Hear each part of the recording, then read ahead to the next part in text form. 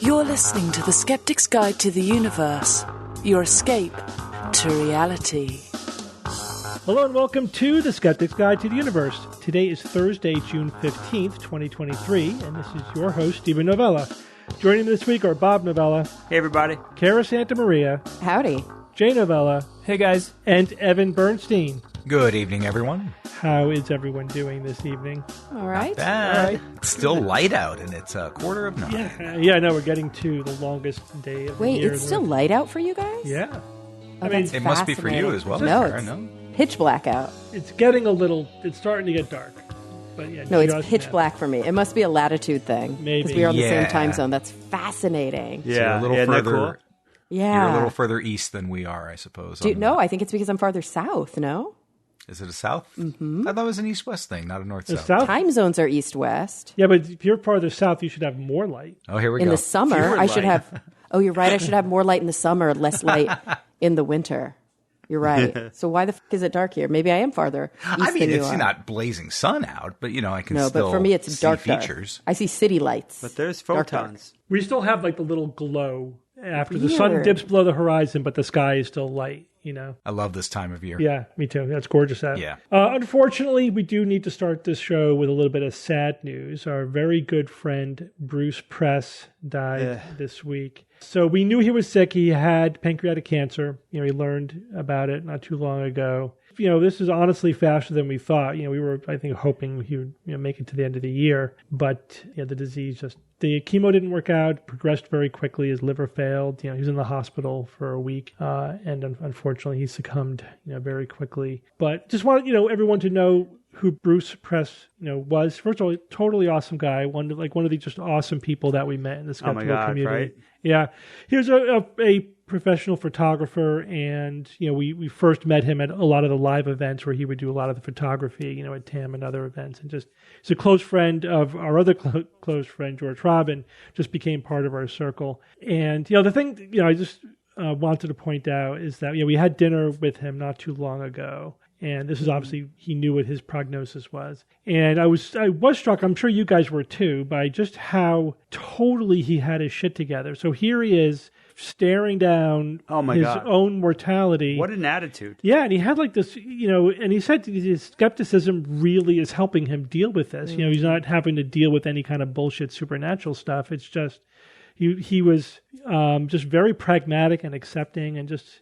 And I hope I have my shit half as together as that if I had to face a terminal diagnosis. Right. Especially, yeah. It's interesting how much I've been seeing that in my work on my dissertation, working with people who are approaching death. Many of them are very secular and very skeptical and very just matter of fact. And they have high mortality salience. Mm-hmm. And there's something really humbling about talking to them about their intentions and their experience. I always say dying, I think, is the bravest thing anybody can do because it's like the ultimate unknown. Right. And so when you see somebody go into it with such bravery, wow, it's humbling.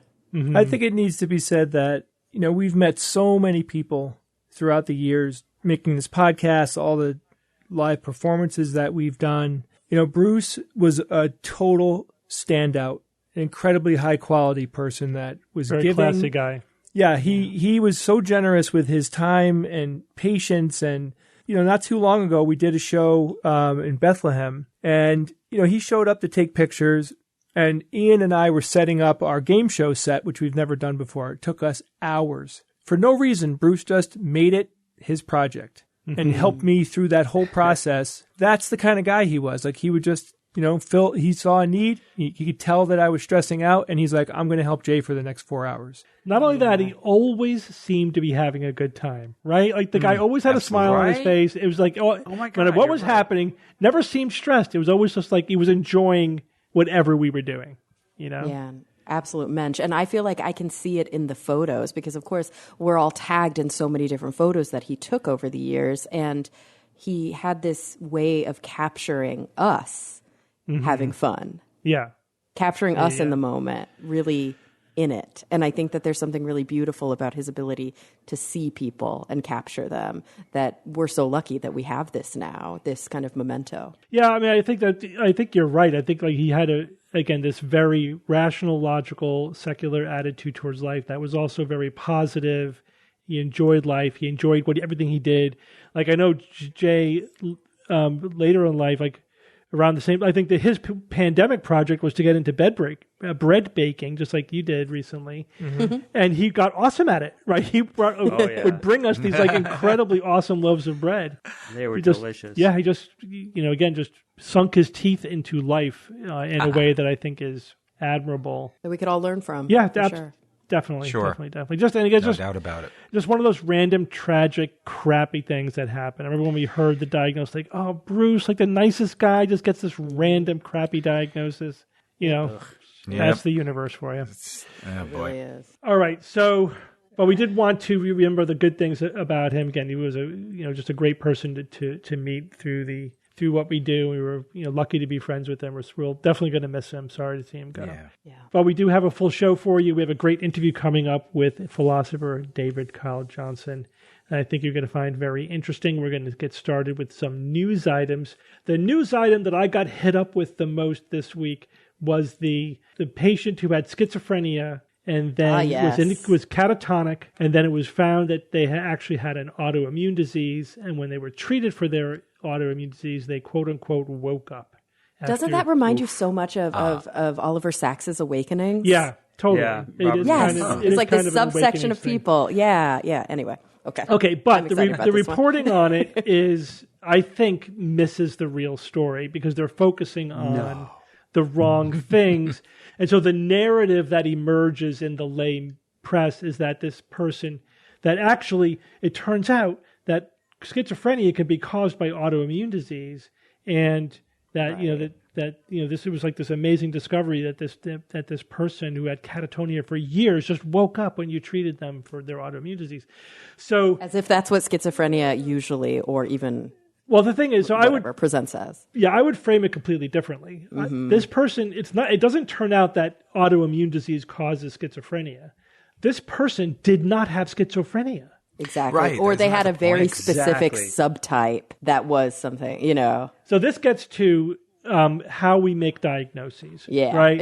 Especially mental health diagnoses. Especially mental health diagnoses. Yeah. So schizophrenia is not a disease. It is a syndrome, right? And at most you could say there's primary and secondary schizophrenia, but I don't even think they do that.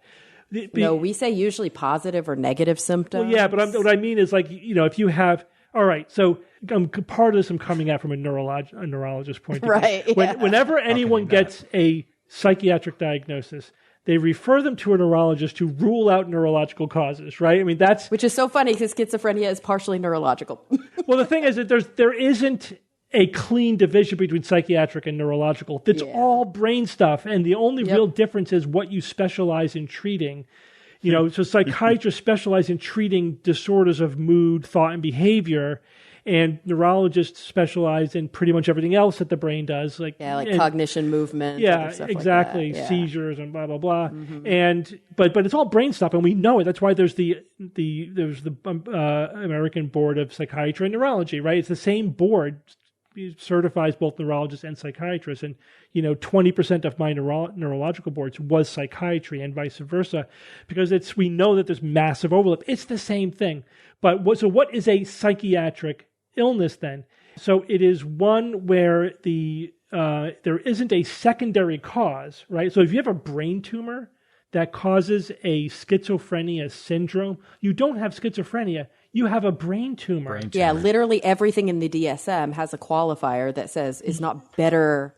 Right, you can't be explained by pathology. So another way to look at it is that, it's schizophrenia. I mean, psychiatric illness is when you have a disorder, something is just, the brain isn't working in an optimal way, causing psychiatric-like symptoms without demonstrable pathology, because the way the brain functions, its function is determined biochemically by the networks and the wiring and all that sort of stuff. So you can have disorders of brain function without biological pathology.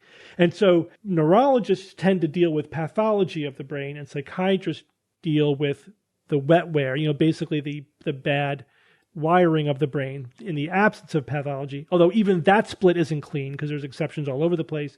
I mean, right. And schizophrenia is one of the lovely exceptions. Yeah, so because there is clearly an organic thing going on there. Yeah.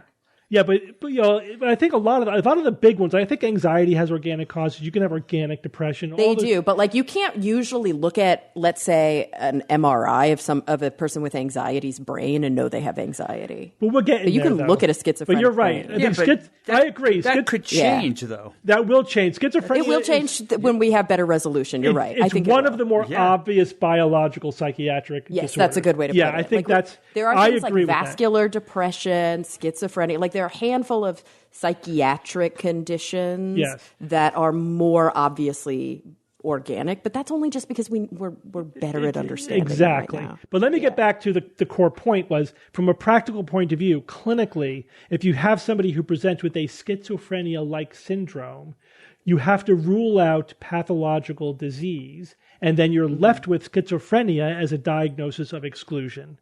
Right. Mm-hmm. And so from a neurological perspective. Yeah, it is. True. I mean, practically from a clinical perspective, it's like for anything, if somebody has anxiety, you rule out thyroid disease. It's the same thing. You have to make sure there is some underlying, non-psychiatric pathology that's driving the alleged psychiatric illness. And in the absence of that, you're left with, a psychiatric diagnosis. It is by definition a diagnosis of exclusion.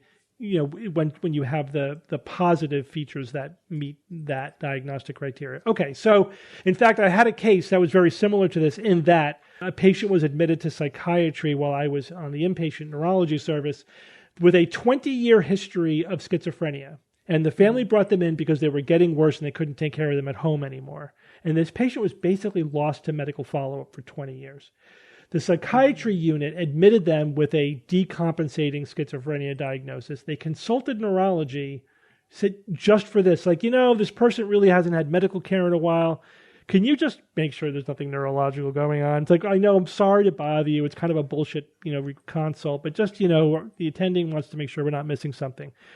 So then we, reviewed the case and we're like, you're probably not missing something. Their exam doesn't, show any signs of neurological disease. But let's get a CAT scan to be sure.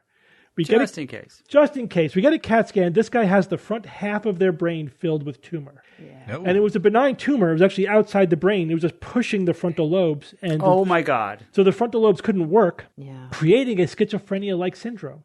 The neurosurgeons removed the tumor, and the guy was cured. Recovered to his pre-schizophrenia baseline. How many years? 20 years of that. 20 years of loss. Yeah. Who the hell screwed up? Well, in fairness, the family took this guy home and took care of him at home without any further medical follow-up. That was the problem. But anyway, that's the same kind of scenario. So now you have this case of this woman who was in a catatonic state. It was thought that she had severe schizophrenia with catatonia. I don't know what kind of workup she had years ago when they first made the diagnosis. Right, because she was older, right? Yeah.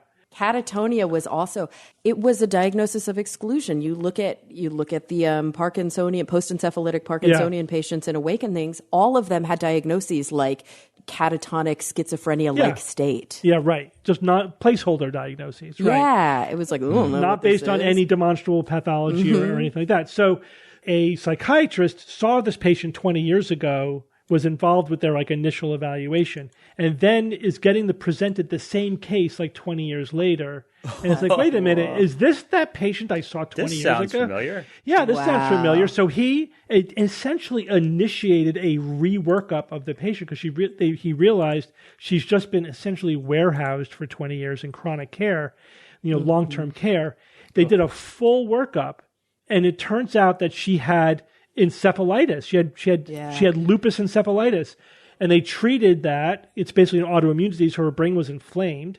They treated it, and she didn't just wake up. Right, she slowly improved over months with treatment. With tons of rehab too, tons of rehab. She's significantly improved. She's still significantly impaired, but she's much more functional than she was before treatment. And also, how much of that impairment is not having used your brain or body for 20 years. Honestly, it's a lot of it, but probably it's mostly that the brain's been inflamed for 20 years. Right, and that can cause long-term damage. Yeah. That's probably just caused damage to the brain. Mm-hmm. So it was missed. The diagnosis was missed 20 years ago. That's just the bottom line. And this is a notoriously difficult diagnosis to make. I've had several patients with similar things. This is always the case, as I like to say, this is the kind of case that gets presented on grand rounds. And when the other thing is when cases like this are being presented on grand rounds, there's a few things that's a good guess. Like the fact that this is being presented on grand rounds as a unusual case, like there's a few things you're going to guess out of the block, just like a ChatGPT kind of statistical answer. And one of them is encephalitis, limbic encephalitis or whatever. Somebody missed encephalitis. Yeah, somebody who's been catatonic, unresponsive, in long-term care. Yeah. Like, yes, they could be schizophrenic, but that's also, I think what bugs me is like the way that the media has presented this case, like that is what schizophrenia looks like. And like, no, that's a very small subsection of people who have the diagnosis where honestly, I don't know if in time those people would still have that diagnosis. Mm-hmm. Like the better we get at figuring out what's really going on, all of those people who have those presenting symptoms may not end up being people with schizophrenia. Sure. I mean, because you're basically putting them in a basket in which nothing else works. You're going to eventually learn more things and take them out of that. We're constantly nibbling away at these kinds of scenarios where you have essentially, we don't have pathology. We don't know what you have. We're going to diagnose you with this syndrome, placeholder diagnosis.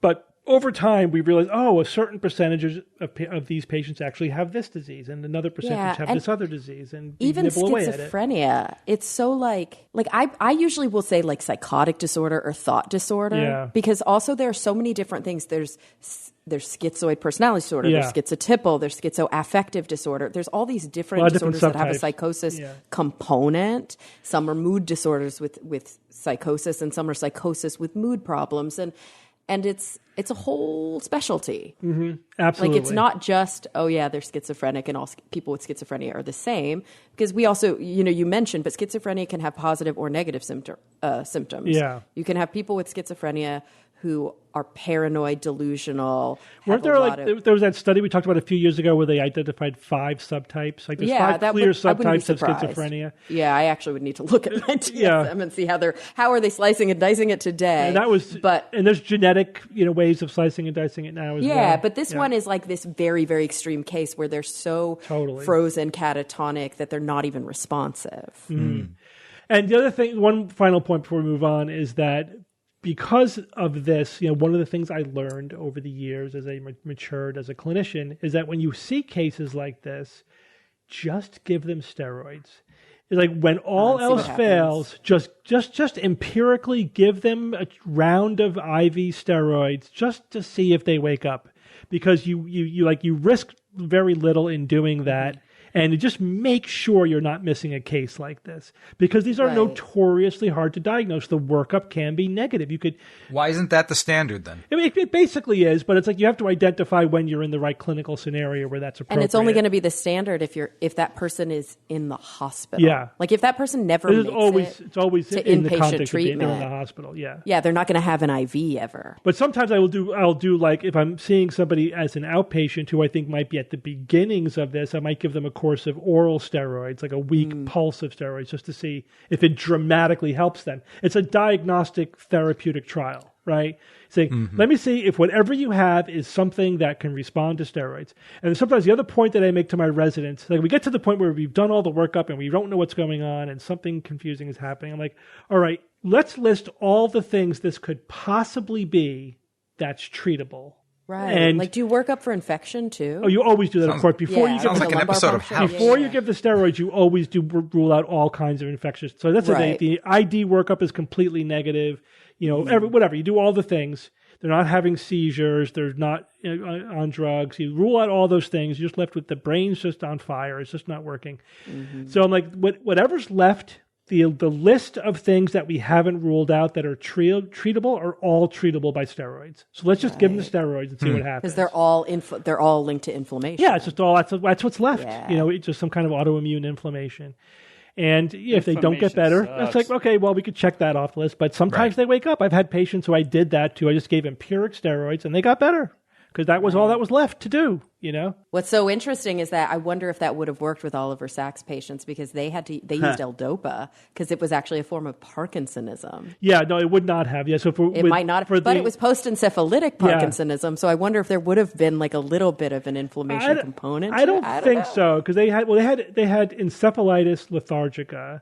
Right, because they had encephalitis in like the 20s, and then this was like in the 50s. But what that did was it burned out their dopamine cells, and so the inflammation was gone, but that cell population was destroyed. So they had acquired end-stage Parkinson's disease from the infection, and so then when you gave them the L-DOPA, they briefly woke up. But that burned out whatever few neurons they had left, so it was a short window. Because it was so end stage. Yeah. So it's not Parkinson's disease. It was Parkinsonism secondary to a viral infection that happened to destroy that population of neurons. That's what I remember. They were calling it post-encephalitic Parkinsonism. Yeah, Parkinsonism, not Parkinson's disease, which is, whatever. That has a more specific. Fascinating. Kind of like Parkinson's-ish.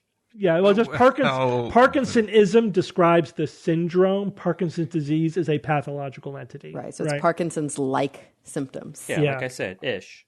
Okay. All right, let's move on. Jay, tell us about 3D printing with glass. Glasses.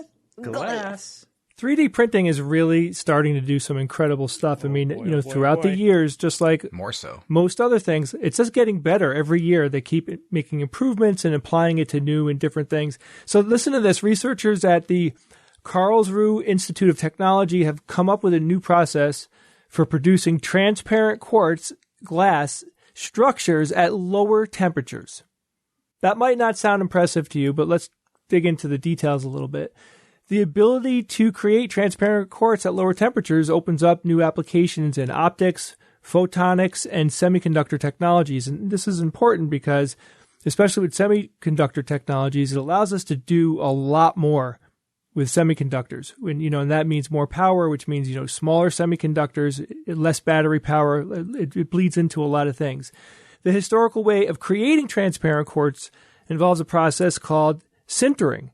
And sintering is the process of forming a solid mass of material through heat and pressure without melting to the point of liquidification. Did I say that correctly? Yeah, we talked about sintering a number of times on the show. I think the first time we talked about it in the context of platinum, because platinum is a very high melting point, but some cultures developed the ability to heat it to the point where they could sinter it. They could just make it sticky. Yeah, you semi-melt it so it could stick together, but without liquefying it. Keeping that in mind, for transparent quartz, silicon dioxide nanoparticles need to be at temperatures above 1100 Celsius. That's super hot. That's very hot. So it's way too high for a direct deposit onto a semiconducting chip, right? So you couldn't take the quartz and put it onto a chip. It would destroy the chip. So the new process that they came up with, which was led by Dr. Jens Bauer, they utilize a hybrid inorganic polymer resin called a name that nobody in this show could pronounce. Hybrid. Just forget it. I was going to even look it up. I'm like, I'm not going to bother. You're not going to remember anyway. So they have this polymer resin. The resin is 3D printed into nanostructures, right? So they make an architecture out of it. And then they heat it to 650 degrees Celsius to remove the organic components and form a continuous quartz glass structure. So that process right there allows them to print right onto a semiconductor chip. So they need half the temperature of conventional sintering methods. The end result is that the glass structure it's high resolution, it has excellent mechanical properties, and it's stable under challenging conditions. Jay, can I pause for a nerdy, pedantic thing? Yeah. So you said half the temperature, which all the reporting on it says the same thing. All the mainstream reporting, not the technical article, but just with temperature, that kind of reference doesn't work unless you're talking about Kelvin. Okay. You know what I mean? Because it's not really half as hot. Not linear. Yeah, it's like 100 Celsius is not half as hot as 200 Celsius. because it doesn't work that way. But 100 Kelvin is half as hot as 200 Kelvin. Right, because it's, Oh, that's why people like using Kelvin. It's a lot cooler. It's cooler, but it doesn't make any logical sense to say half the temperature unless you're dealing with Kelvin because it's the absolute temperature scale. That's a good reminder. I didn't really know that, Steve, so that's a great thing to say. Good reminder. So anyway, that was basically it. It's this new process that they came up with, and it's going to make what I think to be some significant changes in what they're going to be able to do. And think about it. I mean, this is 3D printing. The 3D printing process is doing this, at those temperatures. If you look at the pictures, I mean, they're 3D printing at like the nanoscale, these really intricate structures. It's not just like a glob of glass. It's like these crystalline, really complicated structures at the nanoscale. Yep. So yeah, it's one of those things where it sounds awesome, and you're just wondering what they'll be able to do with it. Like they talked about printing directly onto circuit boards, for example, and printing really tiny optics. Imagine being able to print a really tiny optics that could then go into your cell phone, and you have like these incredible zoom cameras or whatever. I don't know. I don't know if that's going to be VR goggles. Yeah. Or just even exactly VR goggles. Holy shit! I mean, even if it just reduces the cost of making them. Ooh, what about instead of VR goggles, VR contacts? Yeah, right. Yes, that's the ultimate. Those bad boys. Yeah. All right, thanks, Jay. Yep. All right, Kara. So this is upsetting, but tell us about the effect of all of this smoke from the wildfires on solar energy. Yeah. So if you guys remember, we record the show usually on Thursdays. So last Thursday when we were recording, you guys were talking about, Evan, you were like hacking up a lung and like snotting everywhere. And you guys were talking about how bad it's been outside. That's because it turns out that June 7th topped the charts. It was the worst day of wildfire smoke on record. Ugh. Yep. So fun times. And now, 1 week later, we are getting a fair amount of data from kind of the effects of that. Obviously, we don't know the effects yet on like health and human safety. We know it's not good, but we do know some interesting things. Okay, it was the worst wildfire smoke on record. It was a record-shattering air quality disaster. And you could physically see it. The skies were actually hazy. So because of that, at 1 p.m. last Wednesday compared to this Wednesday, solar farms in New England produced 60% less electricity. Oh, wow. 60%. 60% drop. We even saw in like the Midwestern states as much as a 25% drop. And that might have been in places where it wasn't even perceptible. Like maybe your weather app on your phone was telling you it's a bad air quality day, be careful, but you didn't see it or smell it outside. New York was hit the hardest, and here's another statistic. They lost over 1,400 megawatts in solar energy between June 6th and June 7th in a 24-hour period. And I know we talk about this all the time, and when we talk about it, my ears go, well, I don't know what that means. So for scale, this Verge article compared that. A single megawatt is about enough to power between 800 and 1,000 homes. And they lost almost 1,500 megawatts in one day because of the smoke. Yeah. There was they do mention that there was a weird kind of positive benefit that it didn't net it out to zero, but it sort of offset the burden of lowered production, which is that the actual blockage of the sun made it cooler outside. And so people didn't have to crank their ACs up as much, but they couldn't. But it didn't offset how little energy was produced. And ultimately, it's very hard to predict these kinds of things with any fidelity. And so being able to calculate and predict energy demands during a wildfire season is now going to be very, very difficult for these grid managers and for production. Now, New York is probably not a place where the bulk of the energy production does come from solar. California's grid, it's much higher. It's like 15%, almost 15% of California's of California's energy comes from solar. Across the country, it's only about 3.5%. This thing that happened in New York is really salient, or in New England is really salient right now because we just experienced it. But of course, as you guys heard me say last week, like, welcome to our world on the West Coast.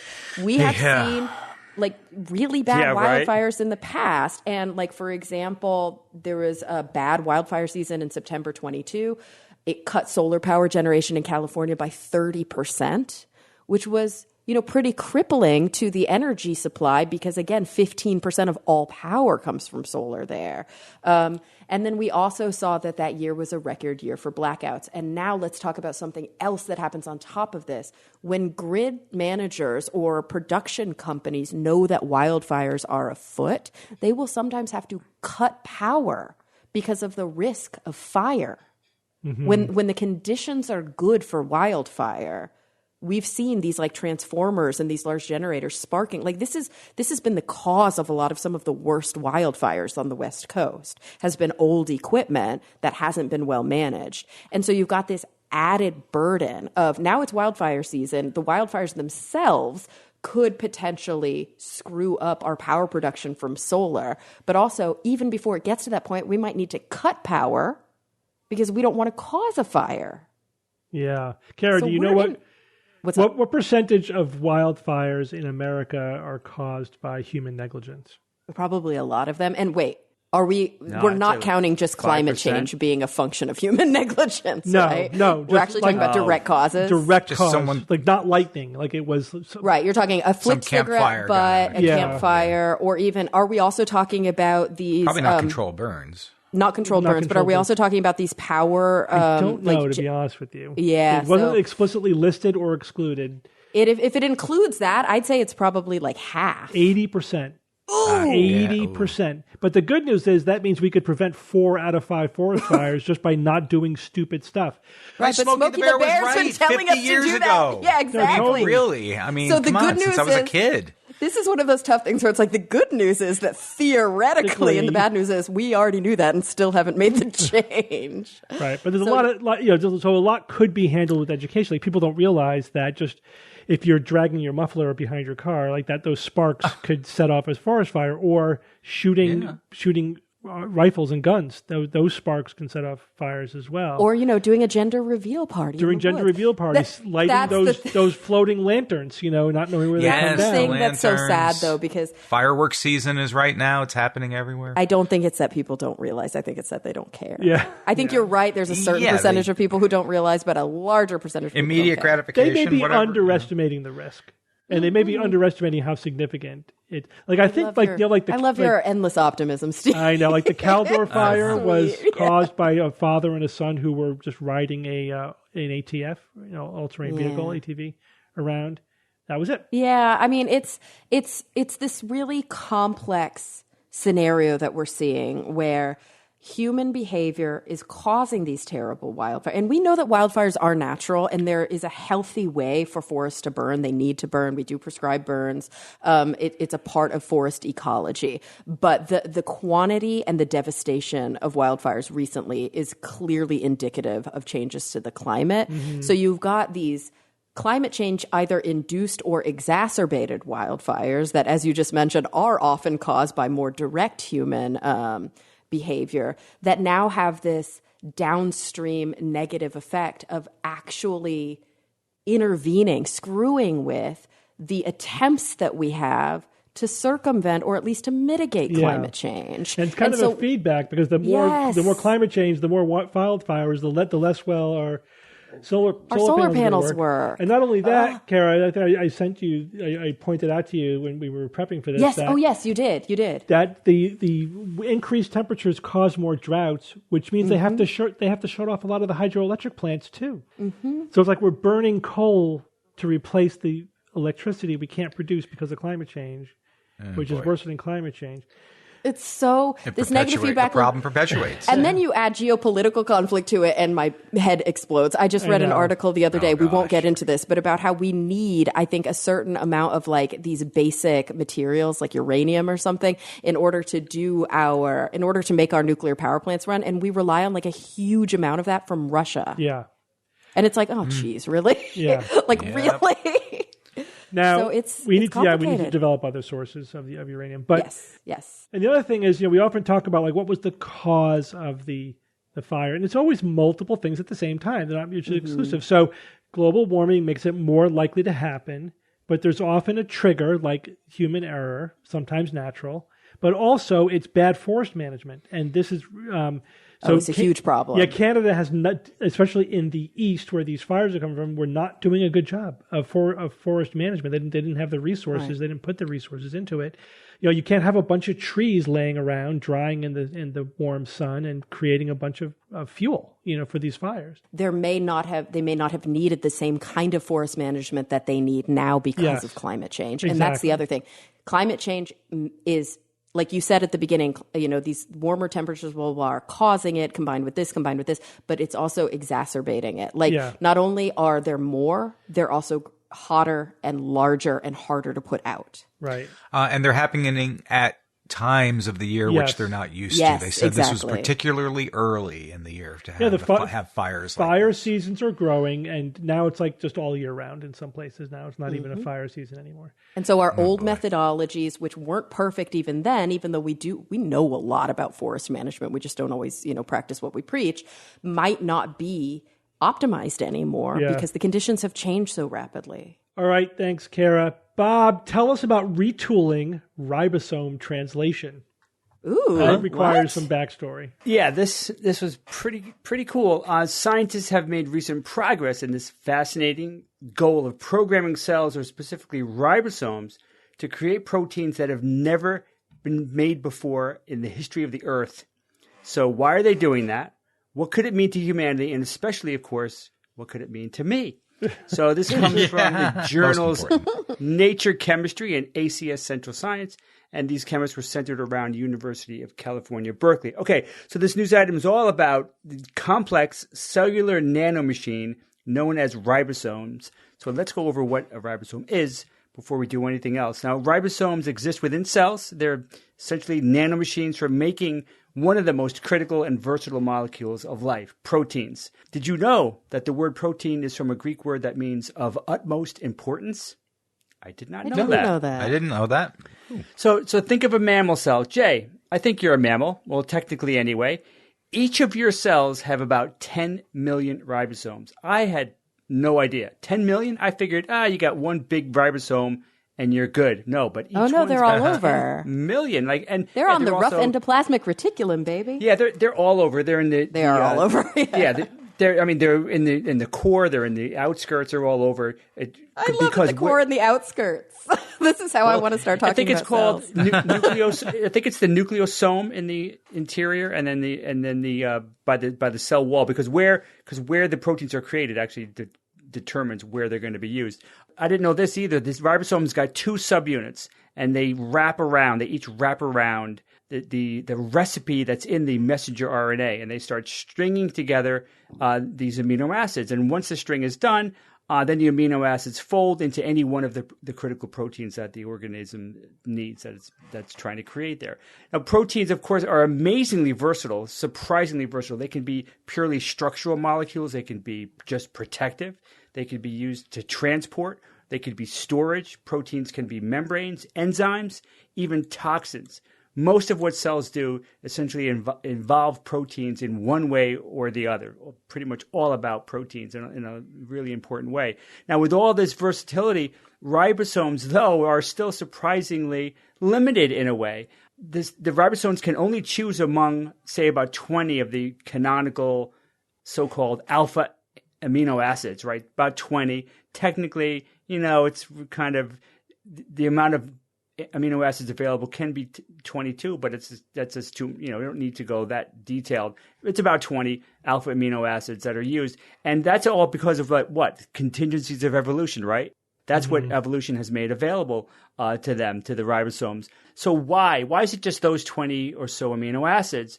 Because there are a lot more that are not used. And it's been described as a frozen accident in history. And it really is. And it's hard to say precisely why it's just those 20.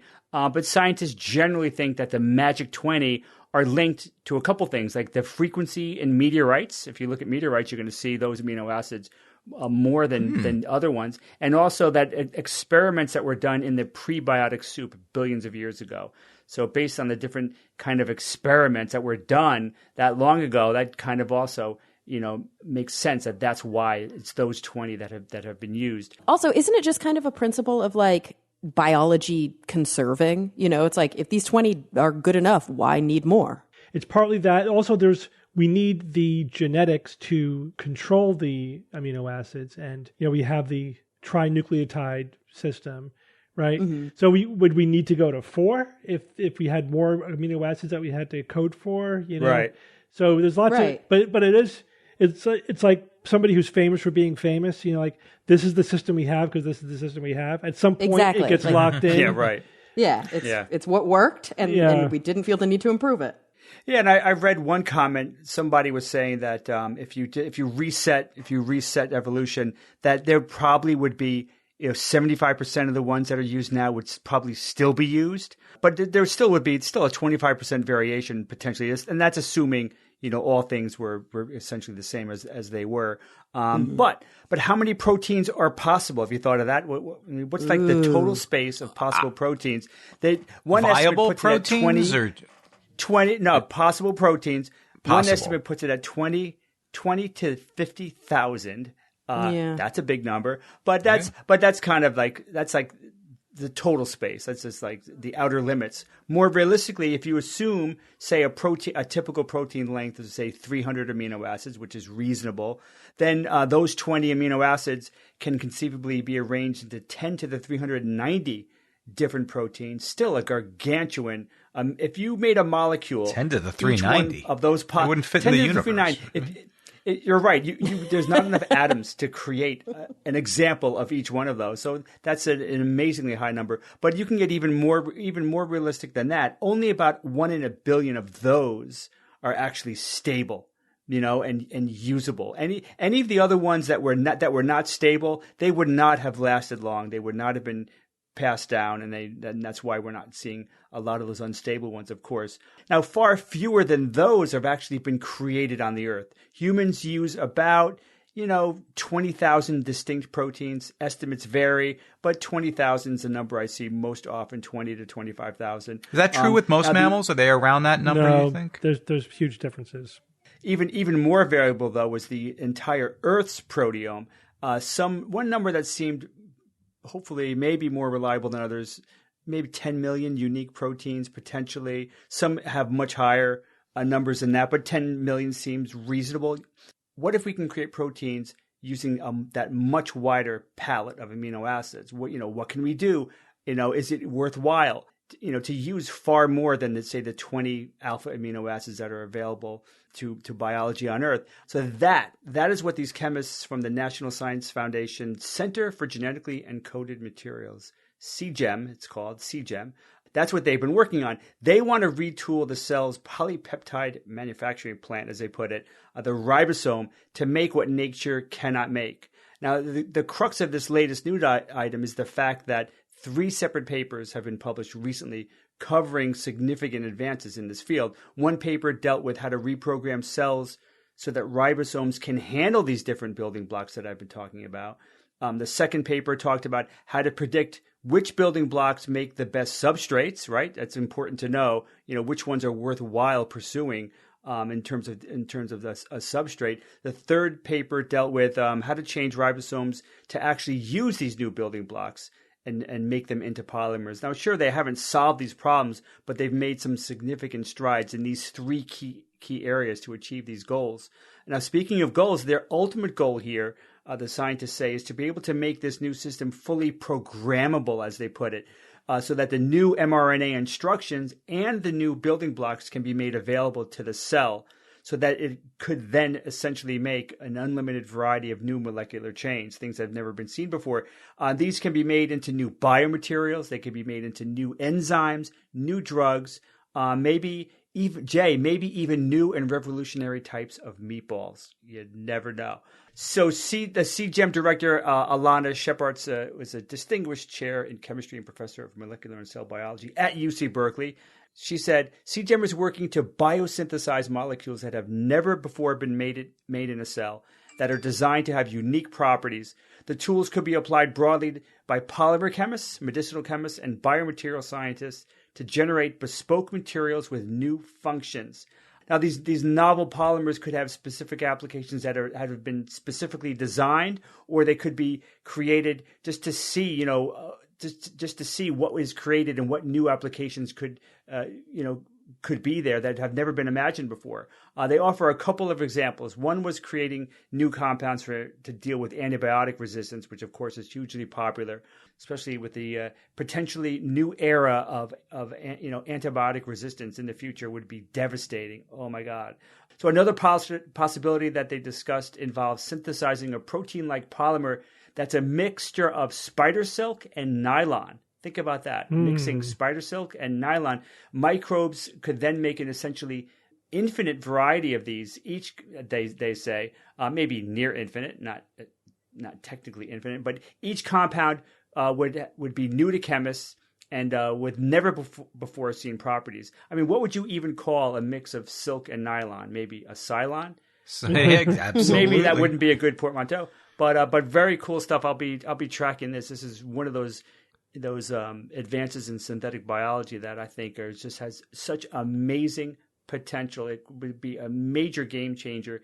Talk about potentially disruptive new technology. Fascinating stuff. All right. Thanks, Bob. Evan. Yep. The ivory-billed woodpecker is back, or at least discussions about the ivory-billed woodpecker. Yes. Maybe not the woodpecker itself. Steve, have you ever seen an ivory-billed woodpecker? Nope. I've seen pileated woodpeckers. Now, is that page even in a bird book? Like, in other words, does a bird book have all the birds in it and then you check them as you see them? Is that how that works? There are, but no one book has every single bird in it. It's usually just a subset, maybe a regional, like birds of North America. Yeah, but even then, there's a lot of birds. But some do have a life list checklist for you, where you could check birds off. Yeah, sure. Those exist, but not all bird books have that necessarily. Well, you might have been able to check this particular one off if you lived in the southeastern United States or Cuba, maybe about 80 or 90 years ago. Which is about the last time perhaps there was an official sighting of the ivory-billed woodpecker. The bird itself, it averages 20 inches from beak to tail. It was the largest of the woodpeckers north of Mexico and third largest in the world. And of course, it is no longer around, at least we believe, because of the destruction of its habitat.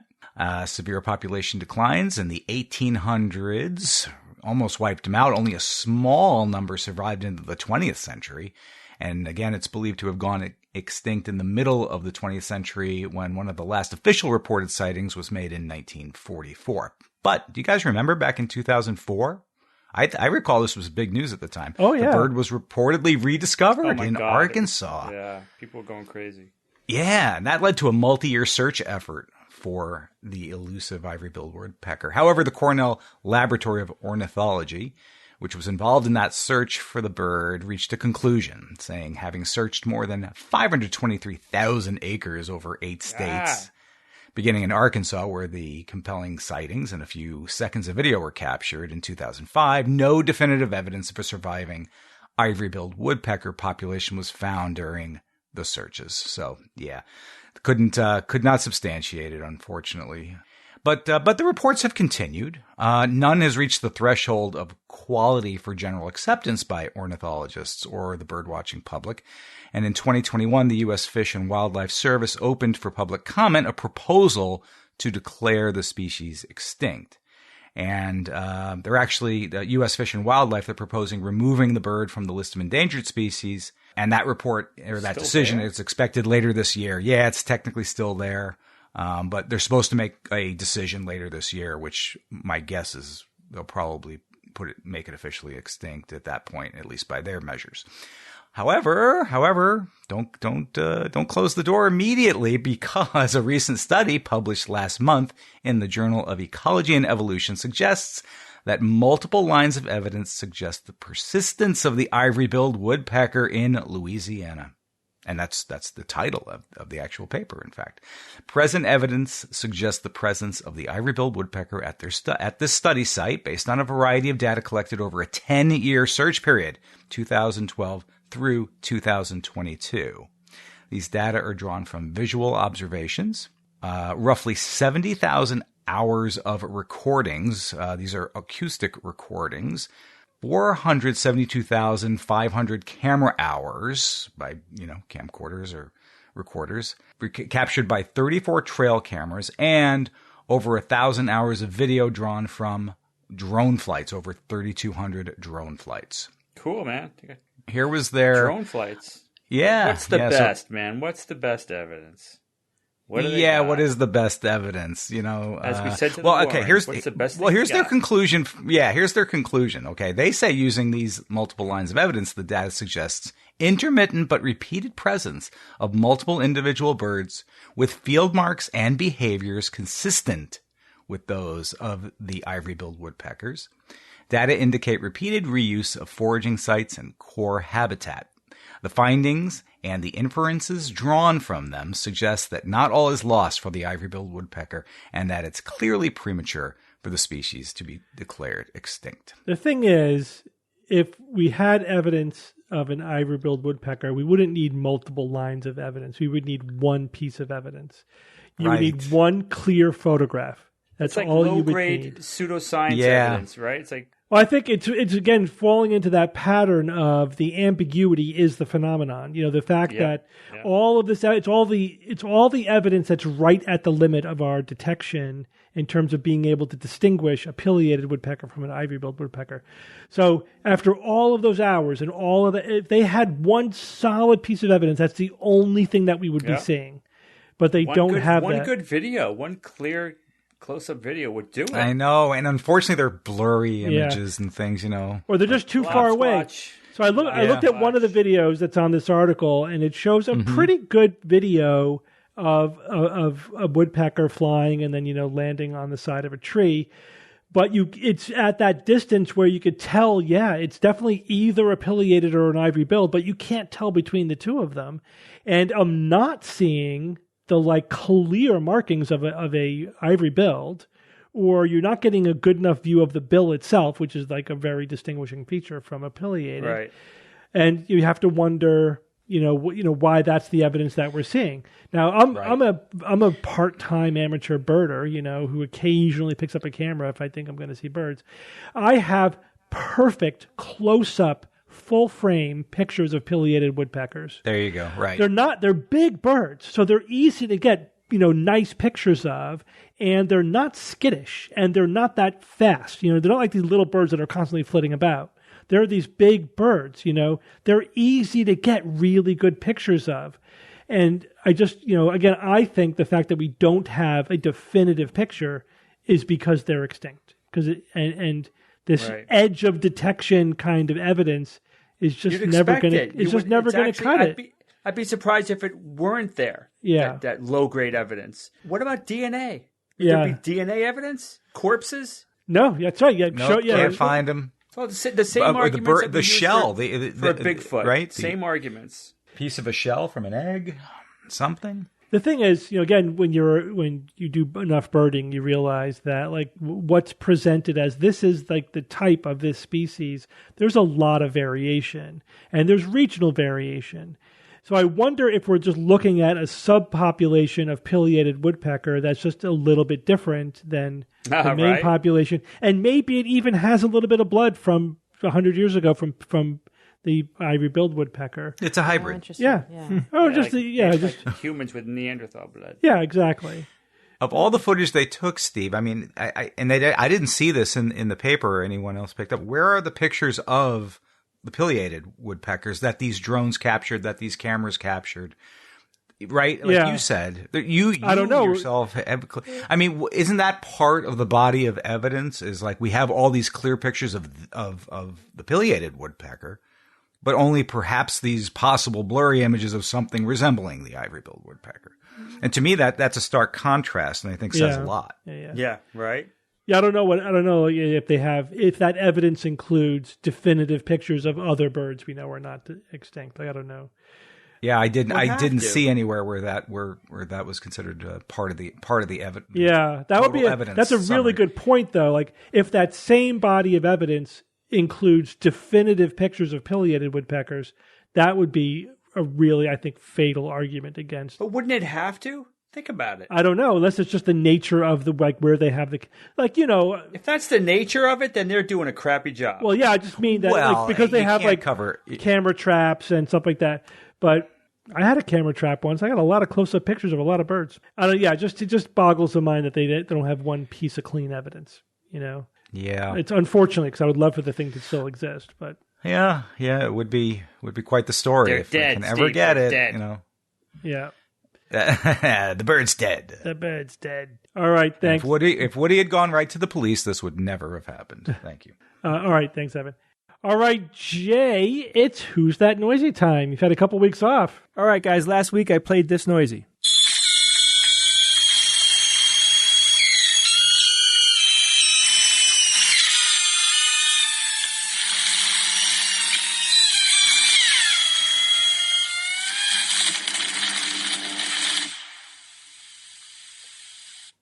Yes, very dramatic. What was that? No idea. I don't know, but I don't know that if I liked it or not. Probably not. It reminded me too much of a dental drill kind of breaking down mid-procedure. Oh, God, That's like a I can horror see show. that. It did have a horror movie vibe to it for sure. Dave Satula wrote in and said, "Hi, This Noisy is clearly a recording of the sound a remote-controlled modeled car. My specific guess would be a model ZMZ Formula One car, as I hear both right and left servo steering, as it would sound if 1/12 scale humans were actually driving the cars around." That's one of the most specific guesses I think anybody's ever offered.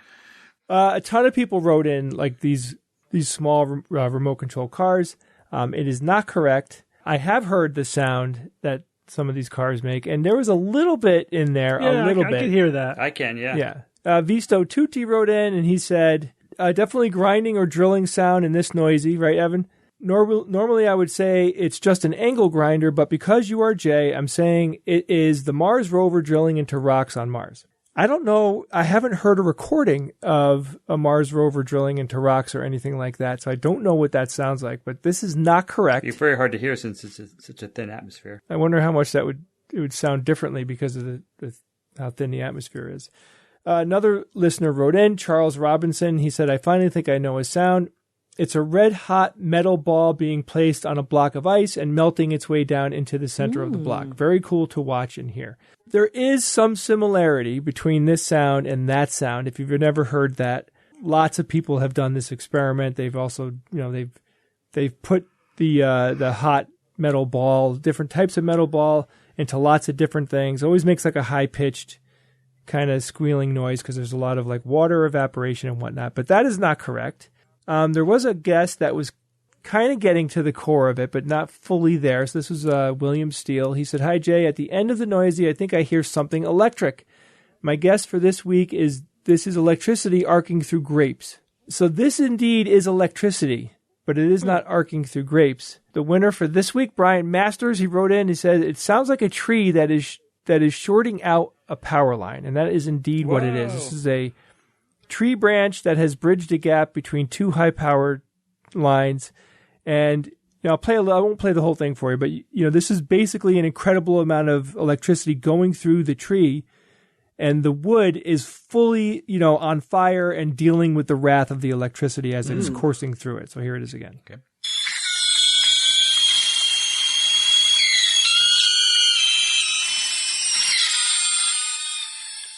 So that high-pitched squealing that you hear is gases leaving the wood. Oh, yeah. And then right? Because it's catching on fire and there's a lot of energy going through it. So like all the liquid that's in there is just being turned into gas. At the end of that Noisy, there is a very strong electrical sound that I thought would give this thing away much easier, right? Because to me, it's very obviously electricity. But, I knew what it was when I was listening to it, so I can't put anybody down. I got lots of guesses, and thanks everyone for sending those in. I have a new Noisy for this week. This Noisy was sent in by a listener named Justin Fisher.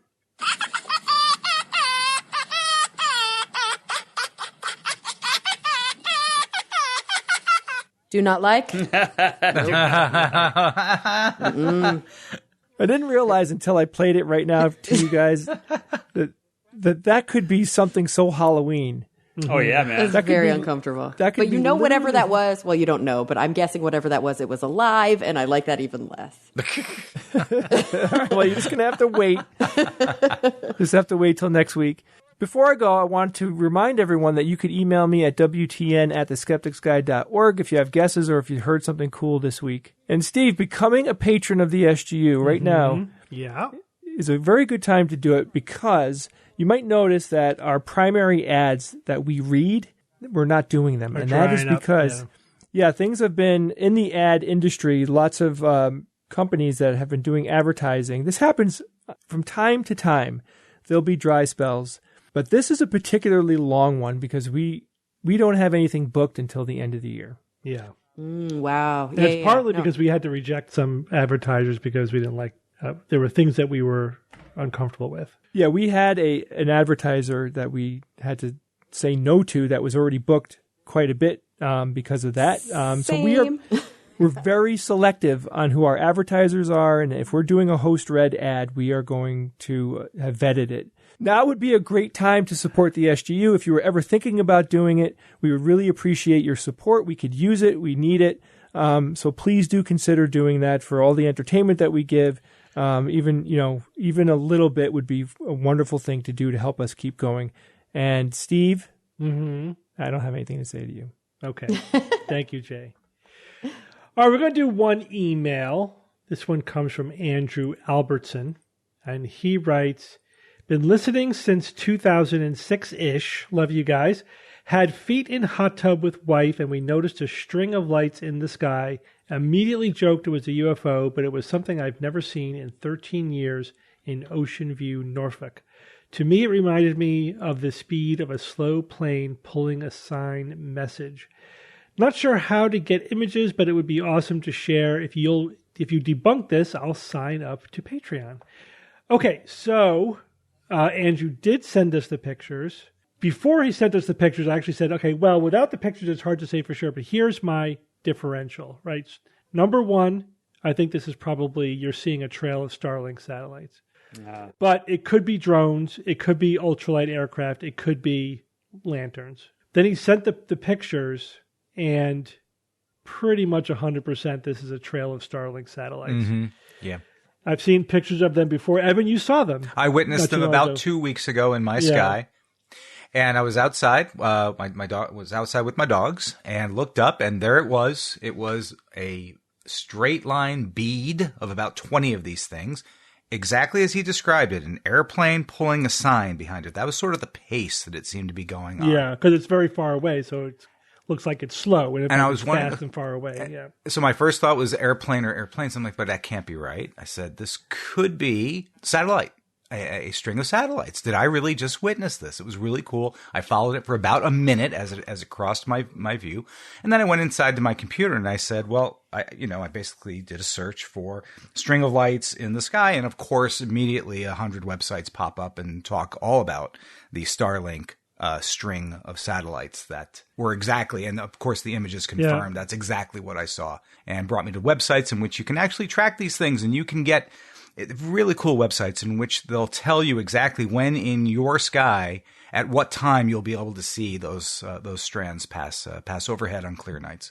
So very cool. Yeah. So Andrew, I think we have positively identified your UFO. So we're looking forward to your upcoming Patreon membership. Welcome. Yeah, welcome. But yeah, so every time we put something new up in the sky, there's a new kind of UFO sighting, basically. People wonder, why is there so much stuff buzzing around the sky? Because we're putting tons of crap in both in orbit and in the air. There's so much of there's Mylar balloons and drones and lanterns and all the kinds of stuff that we're putting up there. And there's secret military aircraft. There's all kinds of things that you can misidentify. Yeah. You can go to the website satellitemap.space or findstarlink.com. It'll give you a global view of everything, and wait till you see how many dots. These are just the satellites for Starlink that are around there. Oh my gosh, it's a staggering amount. They are swarming. Jay, it's the scene out of what? WALL-E. Practically, if you think about it.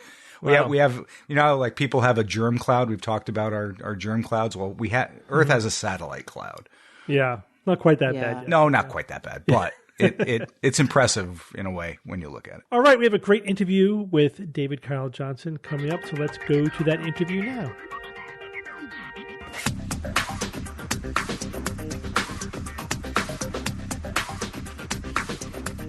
Joining us now is Dr. David Kyle Johnson. David, welcome back to the Skeptic's Guide. Thank you so much for having me on. I'm really excited to be here and talk about this incredibly interesting topic. You are a professor of philosophy at King's College in Pennsylvania. And do you like to go by David or Kyle?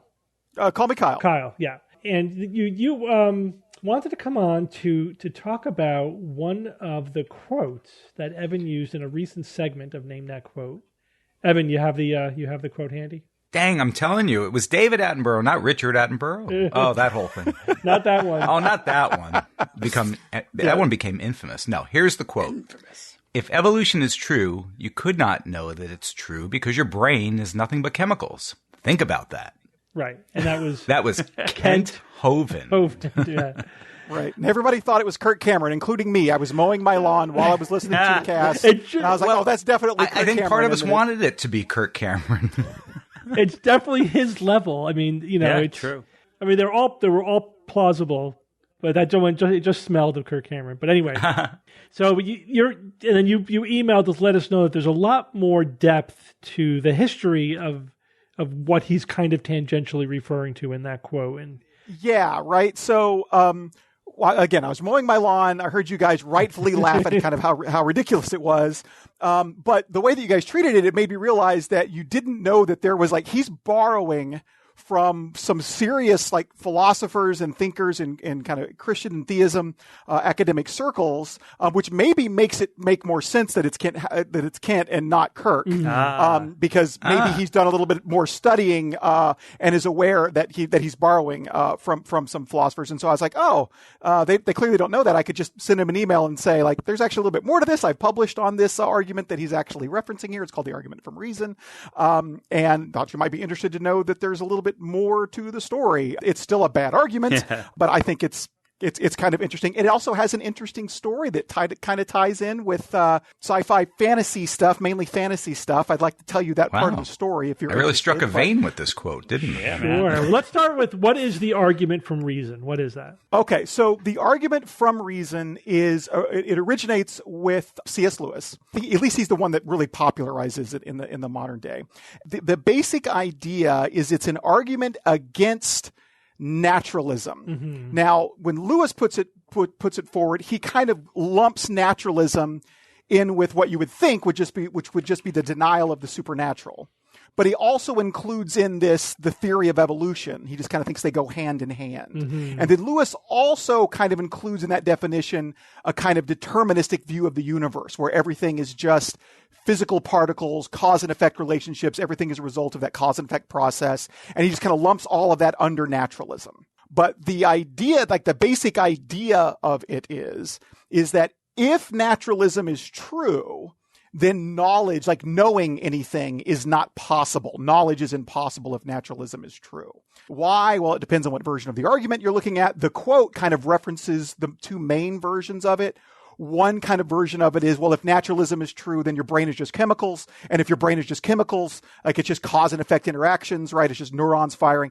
If that's the case, then you can't know anything. And if you can't know anything, well, then you can't know that naturalism is true. And so the theory is self-defeating. That's the idea. Yeah. The other version of it is, if naturalism is true, if evolution is true, then knowledge is impossible. And if knowledge is impossible, then you can't know that evolution is true. And therefore it's self-defeating.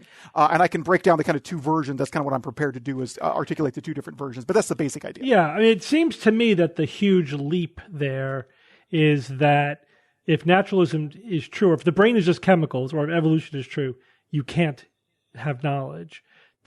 Where are they getting that from? I mean, it sounds like they're just, that sounds like circular reasoning almost. They're assuming that naturalism can't be true, therefore it can't work. You know what I mean? Yeah. So there is, it's not a leap in the argument. There is, everybody who gives this argument tries to fill in that gap. They try to explain why, if naturalism is true, then knowledge is impossible. And then from there, the rest of the argument just kind of follows out.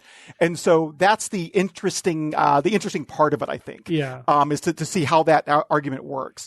Why can't the brain being chemicals have knowledge? Those two. Okay. How do they get to that point?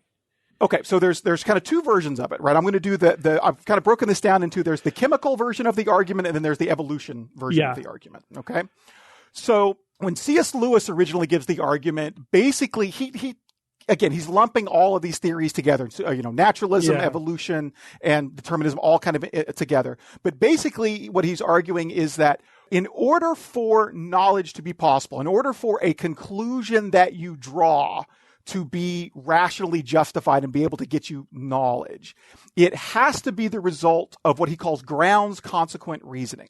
Right? It's a mental process by which someone recognizes premises, understands them, understands the logical relationships between them, how they entail other premises, and then draws the conclusion based on like the recognition of that logical relationship, right? So he calls it ground consequent reasoning. That's when a conclusion, that's when it would be justified. All right. Lewis says, but if naturalism is true, then the reason that you draw your conclusions is not because of that. The reason that anything happens on naturalism, says Lewis, is all physical cause and effect relationships. So he thinks like there's two different explanations for why you believe, that there could be two different explanations for why you believe what you believe. One is that this grounds consequent recognition, right? The other is, well, there's causes, effect, there's physical things that happen in your brains, your neurons fire in a certain kind of way, and then the belief is produced by that, right?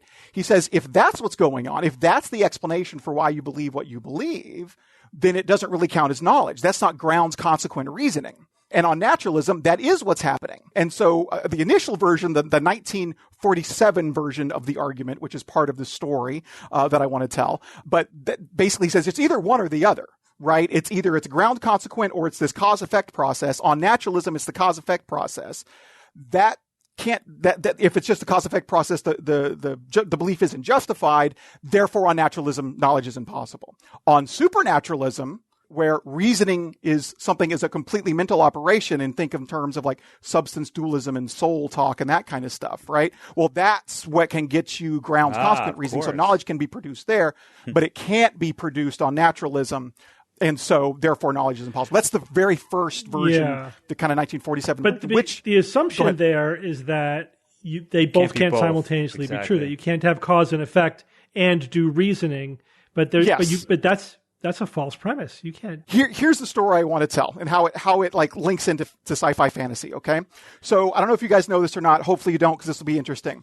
You may or may not know that C.S. Lewis was originally an atheist. Yeah, I didn't know that. I mean, he wrote The Lion, the Witch, and the Wardrobe, which is a famous Christian allegory, right? Yes. Well, he was originally an atheist, and Lion, Witch, and the Wardrobe, the Chronicles of Narnia come much later. In 1931, he has a conversation with his colleague at Oxford, J.R.R. Tolkien. I heard of him. And Tolkien convinces him, converts. Yeah, I figured you'd heard of him, right? And Tolkien convinces him essentially to become a Christian/Catholic. He has this kind of bad argument about mythology, but there's like kind of a sort of record of the conversation that they have. And Lewis converts to Christianity, and then after that, he starts writing apologetics. Mm-hmm. Oh. And so he's doing a lot of kind of arguments in favor of Christianity and that kind of stuff, right? And that's his main focus. He does a little bit of fiction and that kind of stuff, but even when he does that, it's like screw tape letters, right? It's stuff that's kind of geared towards, trying to convert people and make all apologetic arguments. All right. So in 1947, he publishes this book on miracles called Miracles. And in chapter 3, he gives this argument from reason, the version I just gave to you. And then in 1948, he is the president of the Oxford's like Socratic Society, like their Socratic club, it's their philosophy club. Even though he's not a philosopher, he's president. And they decide to have a debate as one of their events, right? And so in this debate, they want Lewis, the president, to present his argument from reason from chapter 3 of Miracles, this book he had just published. And to take the con, as it were, they get this, who essentially is like a little budding grad student, right, who really should be completely intimidated by C.S. Lewis, right, because he's the big professor, and she's just kind of an up and budding philosopher.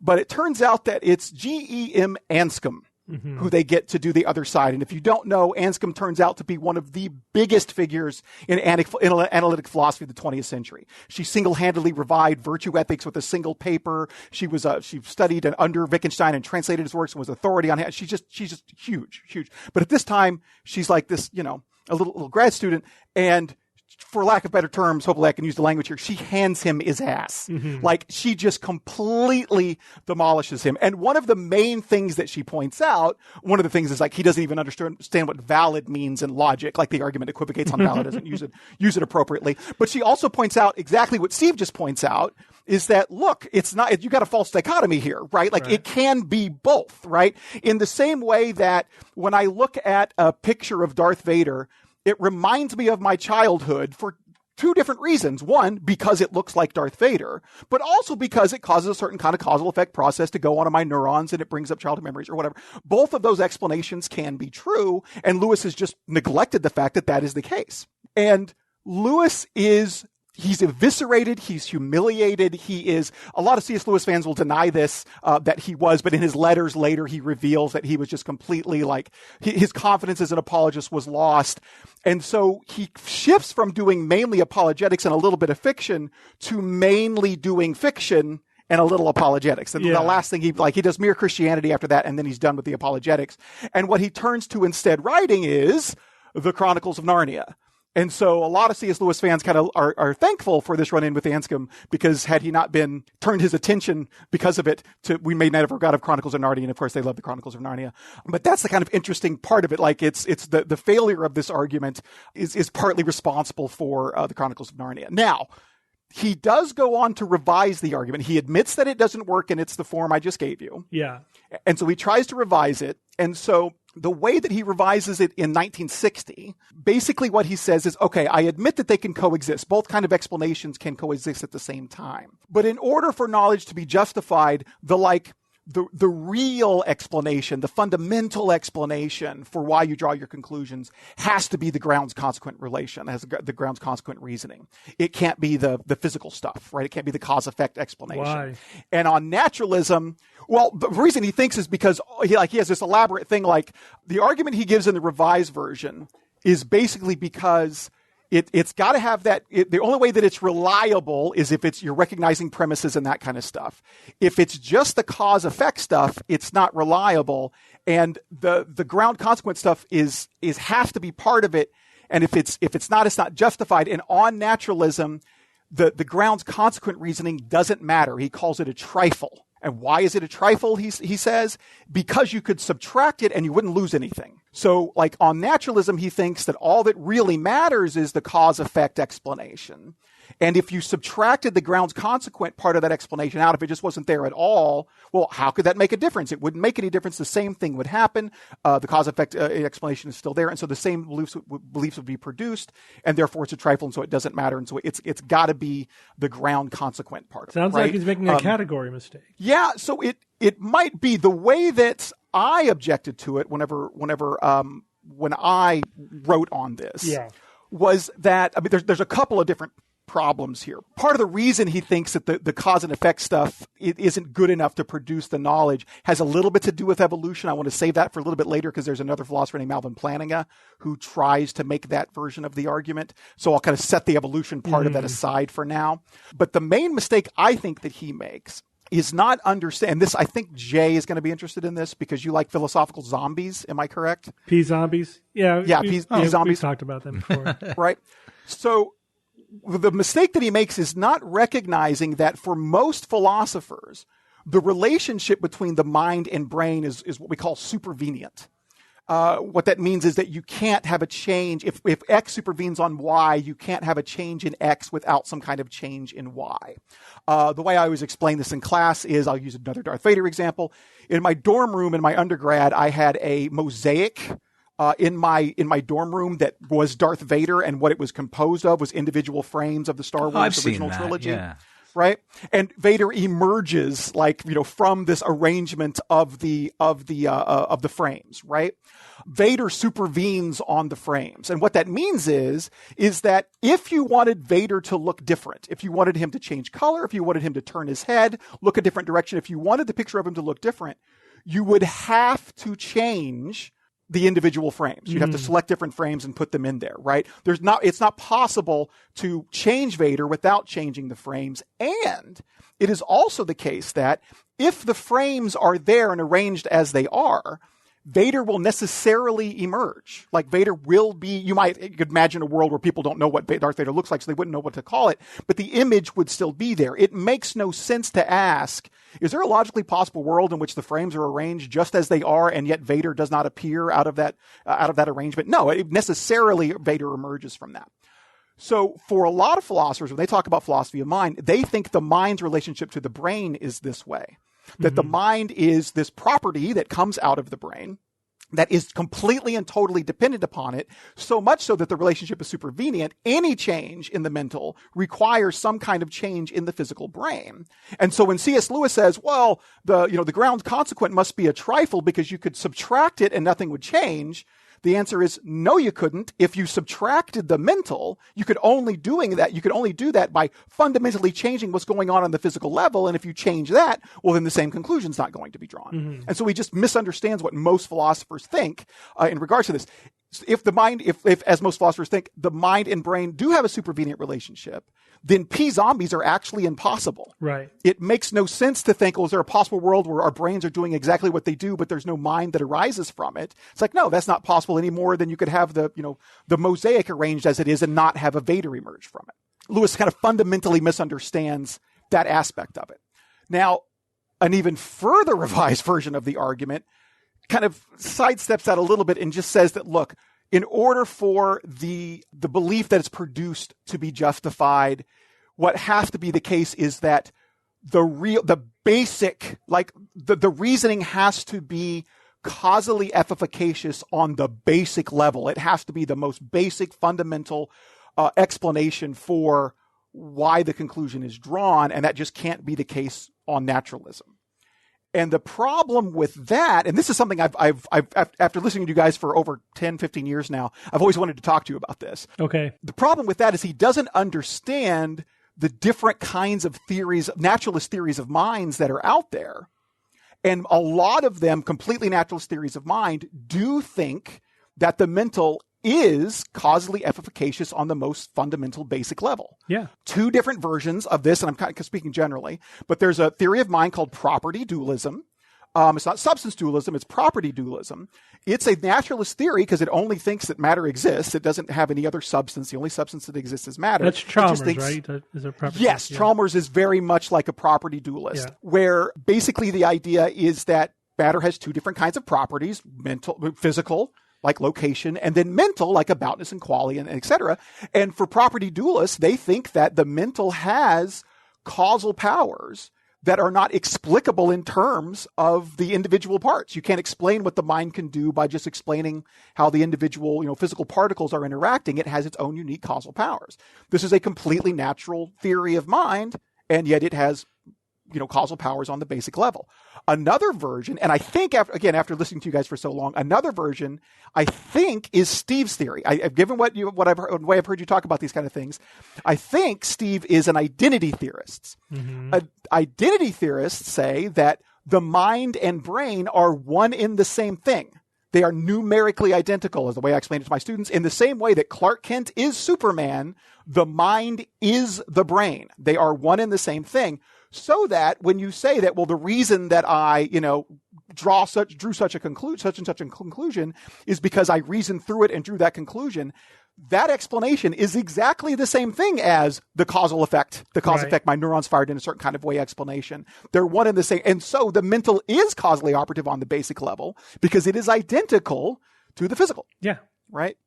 Exactly. And again, Victor Reppert is another person that I've debated in print on this. This is something that he doesn't seem to fully grasp or admit or understand, that there are naturalist theories of mind that do have the mental on the causal level, right? And so, again, if we relate it back to the quote, this is the chemicals part of the argument, right? Lewis and Reppert are basically saying, it can't be justified. The reason the conclusion can't be justified because your brain is just chemicals. Right. And the answer is even if that's the case, the chemicals could have mental properties that are causally, operative, or the chemicals could be identical to this mental operation that you think is necessary in order for the conclusion to be justified. Right. So that's the basics of it. Yeah. I mean, and I think, 60 years after Lewis, we could argue that computers completely blow away his premise, right? Because Yes. computers are physical, deterministic, all those things, and they can process information. They can have data stored in them, right? They're not operating in the way our human brain does, but they're doing all the basic kind of stuff that our brain does. They're just sort of not the same emergent properties out of it because it's just not organized the way our brains are. But you can't say it doesn't have information. It can't, how when you hit buttons on a calculator and a number pops out, that's just chemicals or whatever. It's just electrons. It's the same thing. Yes, exactly. So this is actually something else that I was going to mention. Yeah. So there's a couple of other theories of mind that do say that the mental is not causally operative. One is eliminativism that just says the mind doesn't exist at all. Another is called epiphenomenalism, which suggests that the mind is an emergent property, but it doesn't have any causal powers. It's there presenting itself to us, but it doesn't actually do anything. And so to this, the argument from reason person might say, like, oh, well, then they can't have knowledge because, they admit that all that's going on at the causal level, all the cause and effect is just going on the physical level, and physical processes can't reliably generate true beliefs. That's part of the argument. Physical processes can't reliably generate true beliefs. And the answer to that is yes, they can. Yes, they can. We have two really good examples of that. One you've already mentioned, AI. AI can reliably produce true beliefs, right? It doesn't believe anything per se, but it can generate true conclusions, and it can even produce beliefs in me if I believe it, right? Yeah. And then there's also, and Steve, you could probably talk more about this, right? But we also know that a lot of reasoning happens unconsciously in the brain. Exactly. A lot of things that we decide to do and that we reason out and all that kind of stuff happens without any kind of causal operation, any kind of conscious operations at all, and yet it reliably produces true beliefs. And so we know that, physical processes can produce true beliefs in the brain. We know the physical process in the brain can produce true beliefs. Yeah, absolutely. And that's not even getting into the idea, that consciousness, I think people get tripped up a lot on our own experience of our own consciousness because it does seem magical. But that's where the whole, but it's kind of just an illusion. Like your brain evolved to generate the illusion of consciousness because it is sort of part and necessary of the experience that drives all of our behavior. Like we need to do things like pay attention to ourselves and our own thoughts and whatever. You could make lots of arguments as to why that we have to be in the loop of our own consciousness, and from an evolutionary point of view, from a mechanistic point of view, it kind of makes sense. But it's hard. Yeah. We're stuck in our own illusion, so it's kind of hard to really think about it, Yes, that's what a eliminativist would say, essentially, is that the existence of the mind is just an illusion that is created by the brain. Yeah, I wouldn't say it's just an illusion. I think that's right. I think that there is, just as a neurologist, we all know this, there's a lot of our function which is completely illusory. And, right? Everything we see, everything we perceive basically is a constructed illusion. It just has a functional relationship to reality, right? An evolved, adaptive, functional relationship, but it isn't reality. It's a constructed illusion. And that's true pretty much all the way down. Right. And this actually kind of segues into the evolution end of the argument. Like there's another kind of version of the argument that has to deal with evolution. Before I say it, I'll just say that one of my favorite arguments, one of my favorite points in all this philosophy of mind debate is in favor of epiphenomenalism. And so the epiphenomenalists deny that the mind does anything, right? That it has any kind of causal powers. They say it exists, but it doesn't have any causal powers. And of course, the objection is like, of course it does. Look, I decided to move my arm and my arm moved. And the epiphenomenalists will say, yeah, but that's just an illusion created by the correlational fallacy, right? Like you assume that your decision moved your arm because you decided to move your arm, and then your arm moved, and that's always constantly conjoined. But as we know, correlation does not necessarily entail causation, and so there's a third factor. What happens is your brain decides to move your arm, and your arm moved. Your brain also produces the mental experience of a decision. You think one causes the other because they always go together, but they don't. And that's partly true.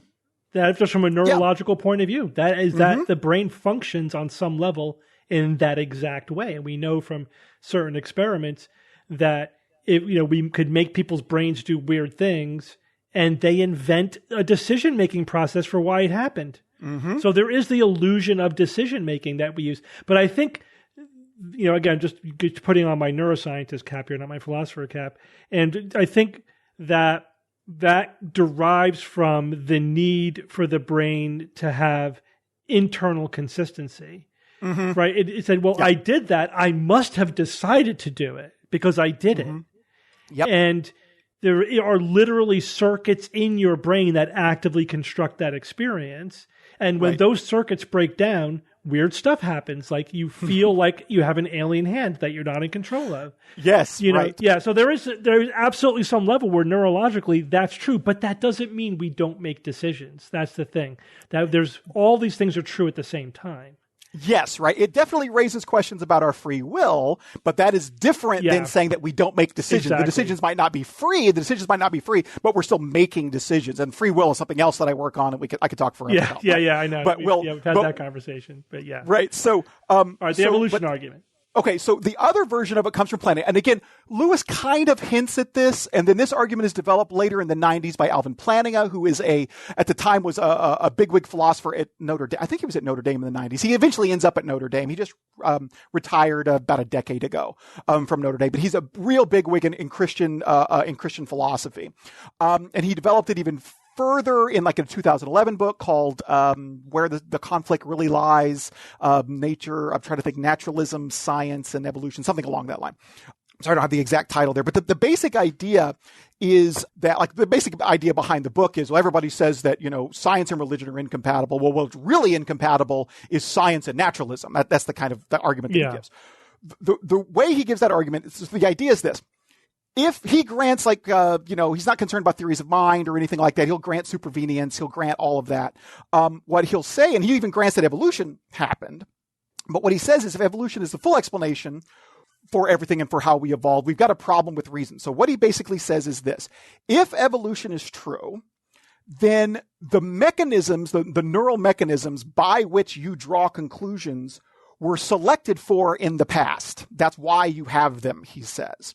And if they were selected for in the past, well, they weren't selected because they were truth preserving. They weren't selected because they preserved the truth, or they, generated true beliefs. They were selected because they were fit. They made you more likely to survive. Well, that thought's all well and good, but being more likely to survive is not the same thing as truth.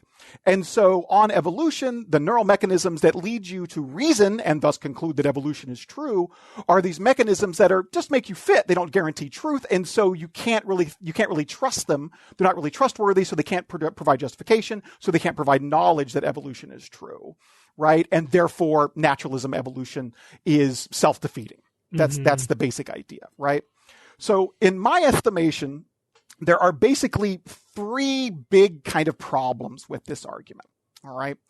So first of all, if he's right that evolution is selecting individual neural mechanisms that work in our brain to draw conclusions, if he's right about that, that's a big question. I'll talk about that in a second. But even if he's right about that, he seems to have overlooked the possibility that what made them fit is their truth-preserving property. Mm-hmm. Right? The reason they were fit is because they produce true beliefs, right? He thinks that, like, he makes a big deal about induction, like our ability to just kind of generally do induction, which generally is thought about as the ability to reason under the assumption that the future will resemble the past, right? Well, since the future does resemble the past, being able, if I have a neural circuitry in my brain that makes me assume that and reason in that way, well, the reason it was selected is because it leads to true beliefs, right? Mm-hmm. The other people got too close to the cliff, they fell over, so I know not to do that, right? And so I'm more likely to survive. So he just seems to neglect the fact that, it could be fit because it produces truth. Yep. The second thing that he seems to not understand is that, well, simply put, the possibility of spandrels. That the reasoning processes that he's talking about that generate, these beliefs may not have been selected for by evolution. They may be spandrels. In other words, I assume that you guys know what spandrels are. The general idea is that they are like our ability to do these particular, instances of reasoning that he's concerned with. Like we can, the reason that we can do something like science and reason scientifically isn't because there's some neural mechanism that was selected for because a random mutation of DNA made us able to do that and then it was fit and it worked to fixation. It's just something that our big brains can do. We got our big brains for other reasons. We got our big brains because they allowed us to, to be social and survive in social groups, allow us to hunt better, throw better spears or whatever. And then it turns out that big brains can also do other things that aren't necessarily fit, like create music, create calculus and do mathematics and do science, but they weren't selected for, right? And in fact, we can know that our ability to reason scientifically is not something that was selected for, because we know the history of how scientific reasoning was developed. And it was only developed in the last few hundred years, right? And we know it wasn't something that just emerged in someone because they had a random mutation of DNA. It's something that we developed as a species, not something that evolved in a particular individual. So it wasn't selected for at all because it was fit. And then here's what I think is most ironic. And I don't think anyone's ever made this observation in print, but this is kind of like my final thing that I'll say, and then we can talk more about it. Yeah. Planning may have been, like Kara always is in science and fiction, science or fiction, that planning might have been right for the wrong reason or wrong for the right reason. I'm not sure exactly which one it is. So here's the deal. Planning is right that evolution, if to the degree that it selects for individual mechanisms that generate beliefs, it would do so because they're fit, not because they're truth preserving. That definitely could happen. And in fact, we know that has happened, I think, because there are a number of reasoning heuristics that we have, like agency detection, where we see agents behind everything when they're not there, correlational fallacies, right? The representative heuristic, where we think like events must have like causes. There are all these little shortcuts in our reasoning that were likely, made us more likely to survive in the past, but generate false beliefs. Right? Science was developed, not by evolution, was developed by humankind specifically for the purpose of guarding against the way that those instinctive reasoning mechanisms lead us astray, so that we're not led astray by them, and we can come to a true conclusion about the way the world is. Right? And so I kind of think Plantinga's argument actually raises a problem for theism. It's not a bolster for it. It actually raises a problem for theism. He thinks God stepped into the evolutionary process and literally put mutations in us to put these neural mechanisms in our brains for us so that we would reason. We would reason like God does. But the problem is the ones that were put in us, like in our natural state, we are very bad at reasoning, right? We have all of you have to be properly educated and learn the ways that your brain leads you astray so you can guard against them in order to actually discover the way the world is. In our natural state, we're not good reasoners. We're not good at getting to the truth of the way the world is, right? Exactly. Our perception definitely, leads us astray far more from than we realize. Our memory definitely leads us astray far more than we kind of average, that we usually realize, right? And so this is actually you have to ask, in the same way that the intelligent design person has to answer the question, well, if we're so intelligently designed, why do I breathe and eat out of the same hole in my head? Right. It keeps making me choke, right? In the same way, the person who thinks that God naturally did, that God designed our reasoning process, you have to ask, terrible job. Yes, right. Why did he put all these terrible, heuristics that lead me to false beliefs? Yeah. We had to, we had to develop a way to get around that to get to the truth, right? And so anyway, that's what I think was wrong with the evolution version of the argument. And now I'll stop blathering. My immediate reaction was sort of twofold, and I think it overlaps with what you were saying. So the first was he's being a hyper-adaptationalist, right? The idea that every feature that any biological organism has, according to evolution, must have specifically evolved for a specific purpose. Right. And we know that that's not true. As you said, you could develop generic abilities that could be used for lots of things. We obviously didn't evolve to play the piano, but whatever our neurological ability allows for that as an epiphenomenon. Or just as, there are generic things. We didn't evolve hands to do any one thing. It's just a useful tool that we could do lots of stuff with. So exactly. The brain is the same way. But the other thing, and this is now the neuroscientific argument, which is, again, under this hyper-adaptationalist idea, is that he's assuming that our brain evolved one strategy to one adaptive strategy, when in fact, neuroscientists will tell you this is the thinking fast, thinking slow thing. We have two basic strategies that we evolved that work in complementary fashion. We have the intuitive, heuristic approach to thinking, and then we have the analytical approach, which says, is that really true? And that's the part that we leverage to create this cultural structure of science. Yep. Right? So he's just wrong on multiple levels. He doesn't understand evolution, he doesn't understand neuroscience, and he doesn't understand philosophy. And he gets it wrong on every level. Yep, and for anybody who's interested, there's entire books dedicated to explaining what's wrong with multiple scholars weigh in or whatever, explaining what's wrong with Plantinga's argument, that kind of stuff. Yeah. And I've got a lot of work on the other version, on the first version we talked about. I've got a bunch of articles on that if anybody's interested. I did a whole debate back and forth in a book on C.S. Lewis with Victor Reppert. He ended up publishing even outside of that. I have another reply to that, and it just goes on and on and on. But I've given you the basics. It always goes way deeper than yes. you can imagine. And And how much of that do you think Kent Hovind understands? Oh, so I don't think he understands. I mean, he certainly doesn't understand what's wrong with planning his argument, right? My guess is that Kent probably has read something about planning his argument, or maybe Reppert's argument or Lewis's argument, right? And he's just trying to he's trying to give a one sentence articulation of the basic idea behind it, right? Mm-hmm. I doubt that he's actually read planning his book or an article on it or anything like that, but I could be wrong. I would be shocked if he read anything article length or longer about that whole thing. I think he just said, he has some third-hand blurb about chemicals and whatever. Sounds good. I'll use that. Yeah. All right. Well, I think, that was a very, like I say, a whirlwind tour of a very, multiple book length philosophical debate that happened over the last, 100 years? Yeah, something like that, right. But it sounds like we hit the highlights. Where could people find your work?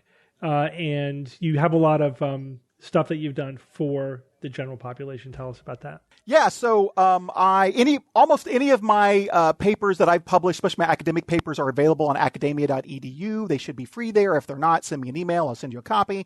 I do a lot of pop culture and philosophy work, and so most of my chapters I've done there are on that topic are on academia as well. I edited the book on Black Mirror. I have a book on the Orville, and I also have courses with the great courses. I have a kind of introduction to philosophy class called The Big Questions of Philosophy. I have one that's specifically on science fiction called Sci-Fi. Science fiction is philosophy. The phi is PHI, and a wonderful little pun. Sounds cool. All right, well, Kyle, it's always great to talk with you. Thanks Kyle. For coming on. Thank you, Kyle. Yeah, thanks for having me on. It's time for Science or Fiction.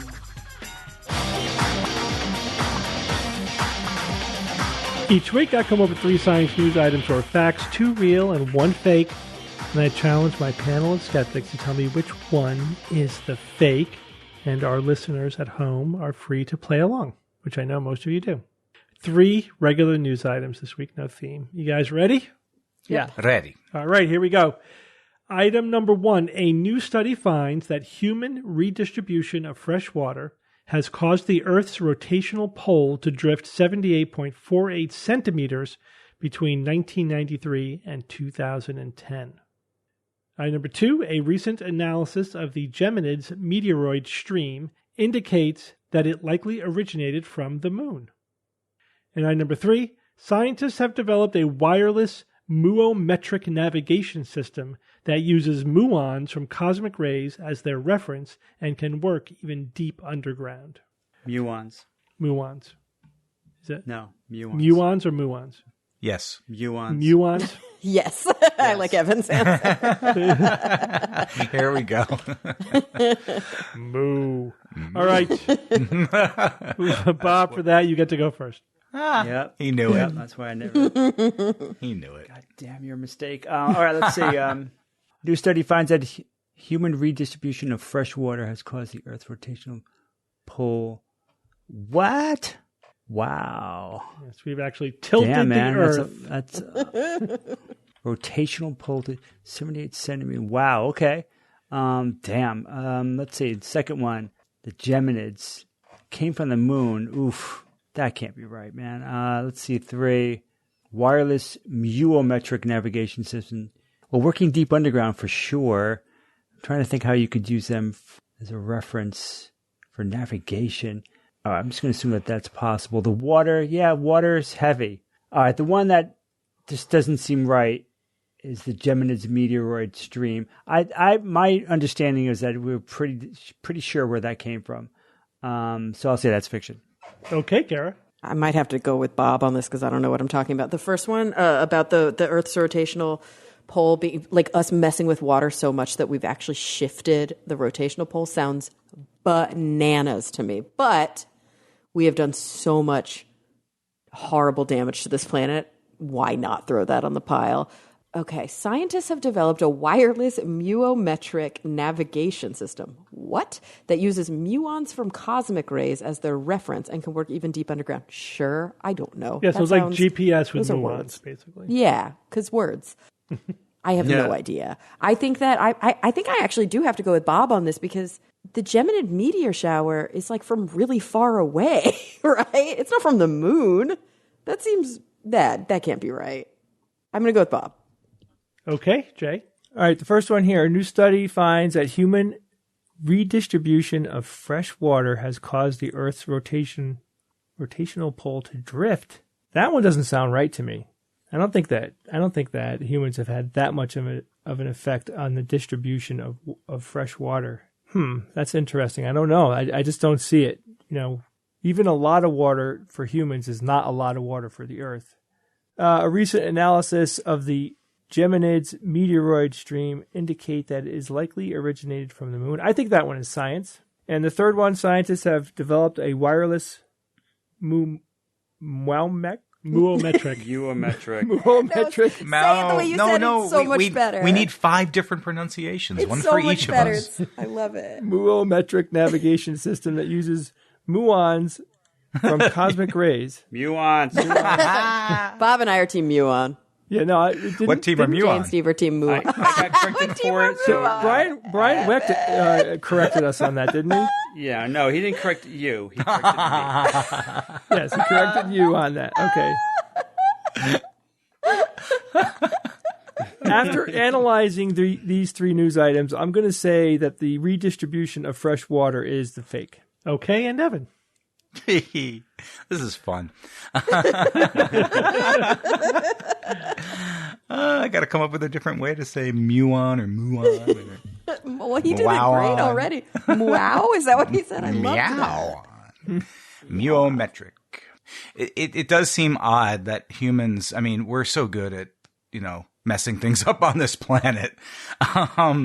You can't really underestimate our ability to even have an impact, I think, on the Earth's, rotational pole drift. We just, I think we underestimate how much of an impact human beings for all these many, many years have had on the planet. So that one's probably going to wind up to be true. The Geminids meteoroid stream. So is that the one? What's the one in August versus the one in December? I forget which one's which. Whichever. It's one of those. Because there's the Perseids. The Perseids. Too, right? I think the Perseids is the one in August. Yeah. So Geminids must be the December one. And as you're going, pretty sure. Every time you go around, you go through like the same cloud. So, but did that come from the moon? Would that have? It seems like the moon would have been in a way too close, unless the debris that kicked off of it way back when went in a different direction. I don't know. That one's not really something seems not right there. But the muometric navigation system, I don't know anything about that. So I guess I'll go with Bob with Kara as well. Geminids meteoroid fiction. Okay, so you all agree with the third one, so we'll start there. Scientists have developed a wireless muometric navigation system that uses muons from cosmic rays as their reference and can work even deep muons. It can work even deep underground. You guys all think this is science, and this one is science. This is science. Weird. Yeah, this is cool. Navigation system.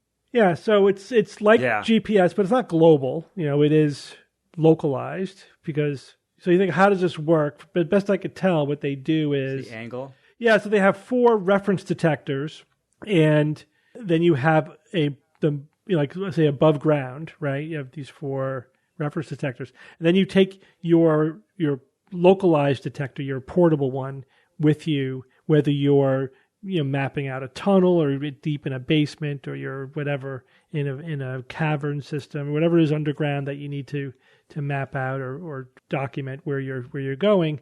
And now originally what they had to do was you had to have the detector wired to the references, and that of course limited the range a lot. But what they recently developed was a wireless version. But you think, okay, if the references and the detector have to be communicating with each other, and if they're communicating with each other wirelessly, how does that work? Because then the whole point is that you're doing it deep underground where like normal radio signals or whatever can't penetrate. How do you think they solved that problem? You understand the problem I'm describing? Not really. No. The problem of detecting it. So you're using muons because they can penetrate deep underground. Right. Right. So then how are the reference stations communicating with the mobile one that you're trying to localize? Because they have to be in communication. With more muons? No. Because these muons are coming from cosmic rays. Gluons. Cell phone. I'm trying to get creative over here. Muons are subatomic particles related to electrons. I know. Yeah. So how are they able to Cosmic penetrate rays. something else from back out of the ground up to the receivers is what you're asking? Yeah, so I'll give you the answer. Yeah. The answer is they're not because you can't. Because you can't. So how do they do it without having real time communication between the references and the detector? Well, they capture the data and go get it later. Well, but they still need to know what's happening How do you when. navigate? So they have an atomic clock. A clock, yeah. Well, actually, they're using a quartz clock. They're using a quartz clock synchronized between the detector and the reference towers, and that synchronization, the precision of the timekeeping, is the limiting factor on the accuracy of this system. Mm-hmm. They say it's accurate at best to within 2 meters, but it could be more. It could be like 20 meters. And they really need to get it down to 1 meter accuracy, which is basically where GPS is. So they can do that if they use the nuclear clocks, but they need to get them small enough, and they exist. They have these sort of nuclear clocks on a chip kind of thing, but they're really expensive. So they're hoping that the cost of these sort of atomic clocks on a chip come down to the point where they become practical. Yeah, they're called CSAC, chip scale atomic clocks. Once those become cost effective, then they can incorporate those things into the detectors, and that will get you your sub-meter accuracy for this system. But still, the system works in an area. It's not going to replace your GPS because it's not global.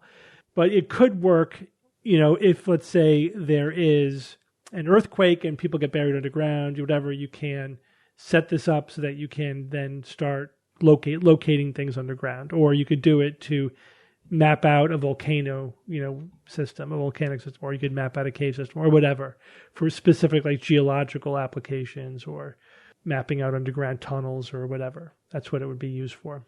These chip scale atomic clocks are really cool. I mean, they're basically small enough that you can have one in your cell phone. Again, right now the limiting factor is that they're just expensive. But imagine having an atomic clock in your cell phone. Cesium. Nuts. That'll happen. It'll happen at some point. That'd be cool and all, but what are you going to use it for?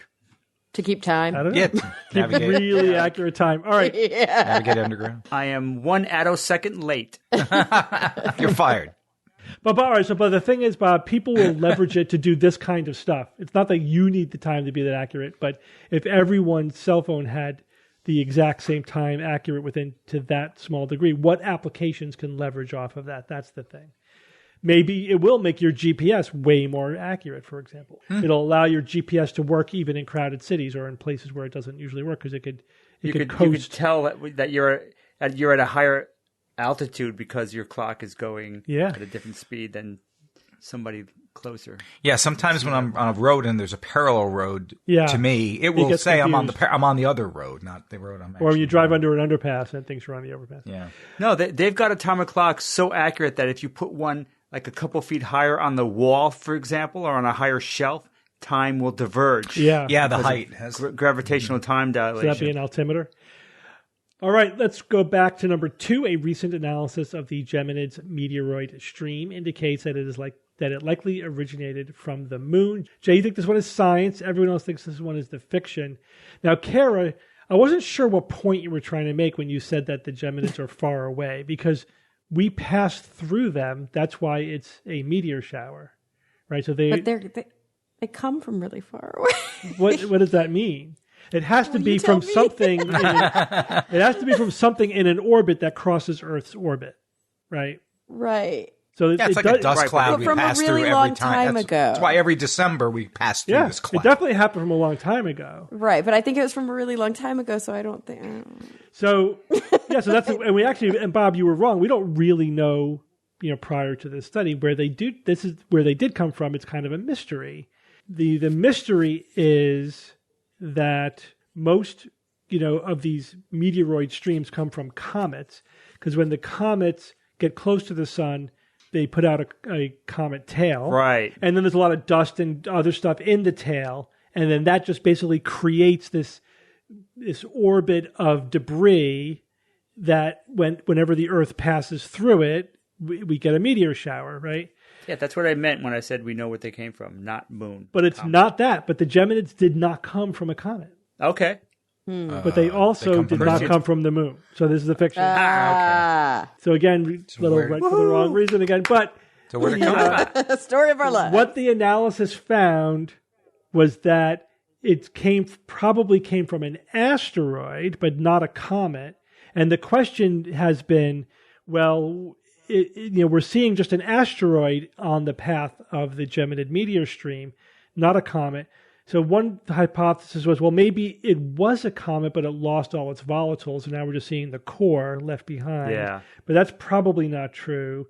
So what the news item is, they used data from the Parker Solar Probe. So for the first time, we're sort of viewing this from a different perspective.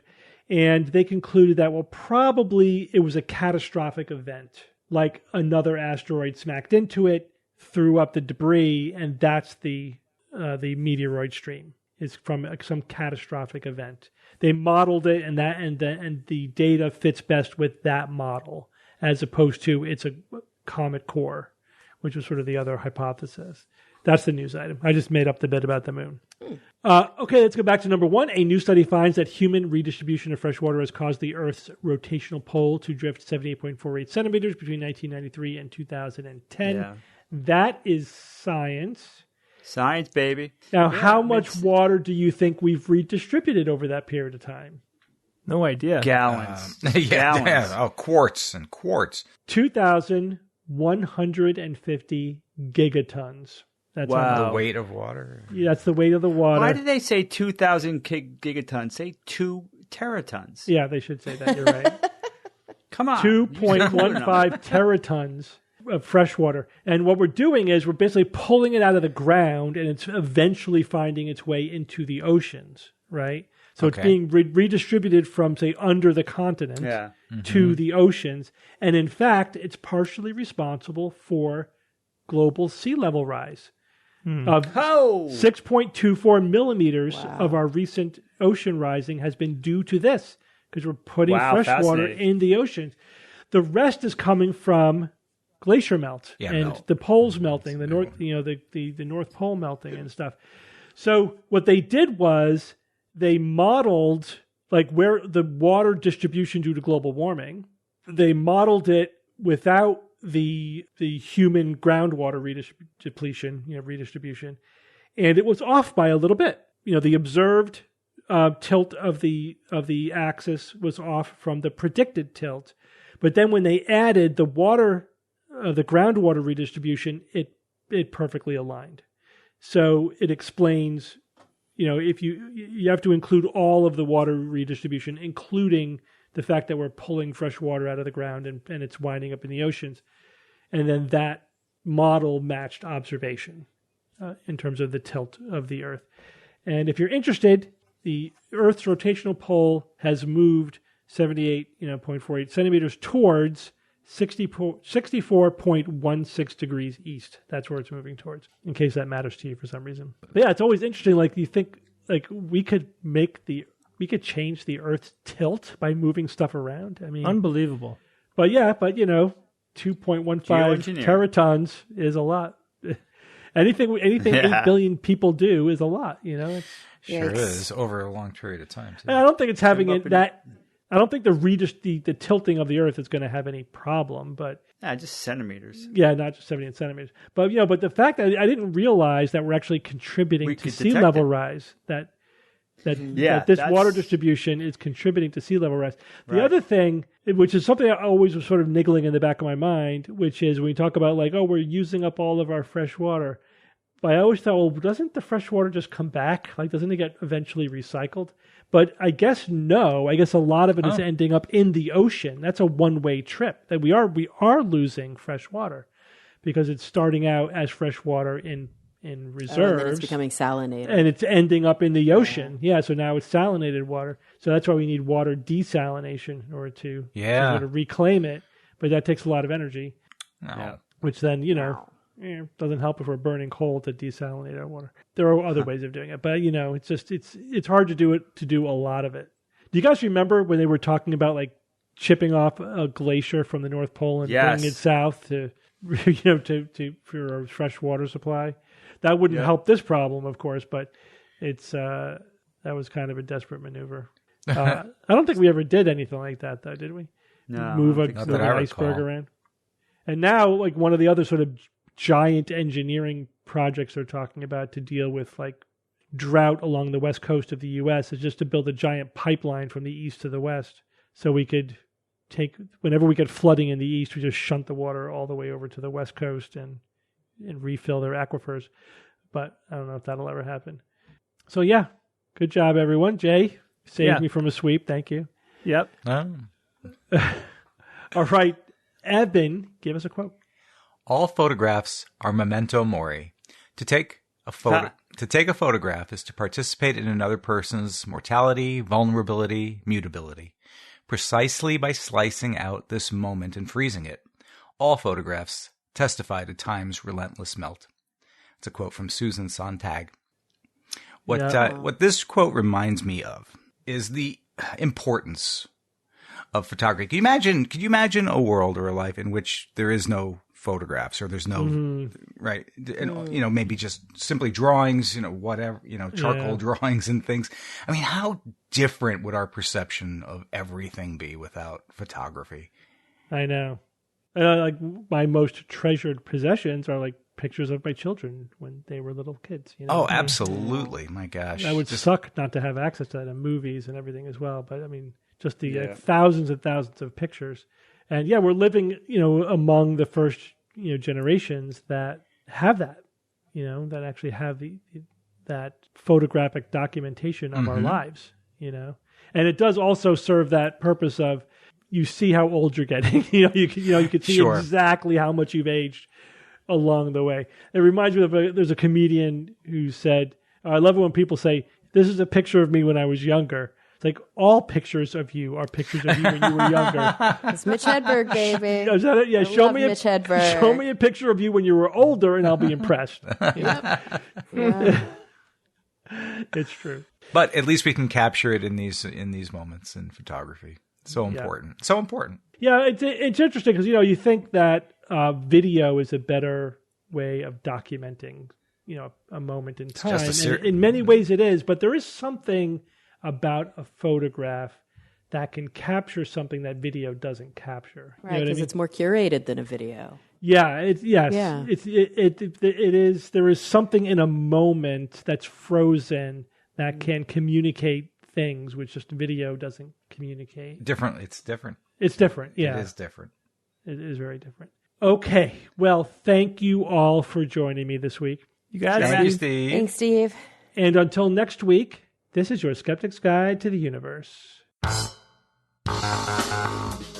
Skeptic's Guide to the Universe is produced by SGU Productions, dedicated to promoting science and critical thinking. For more information, visit us at theskepticsguide.org. Send your questions to info@theskepticsguide.org.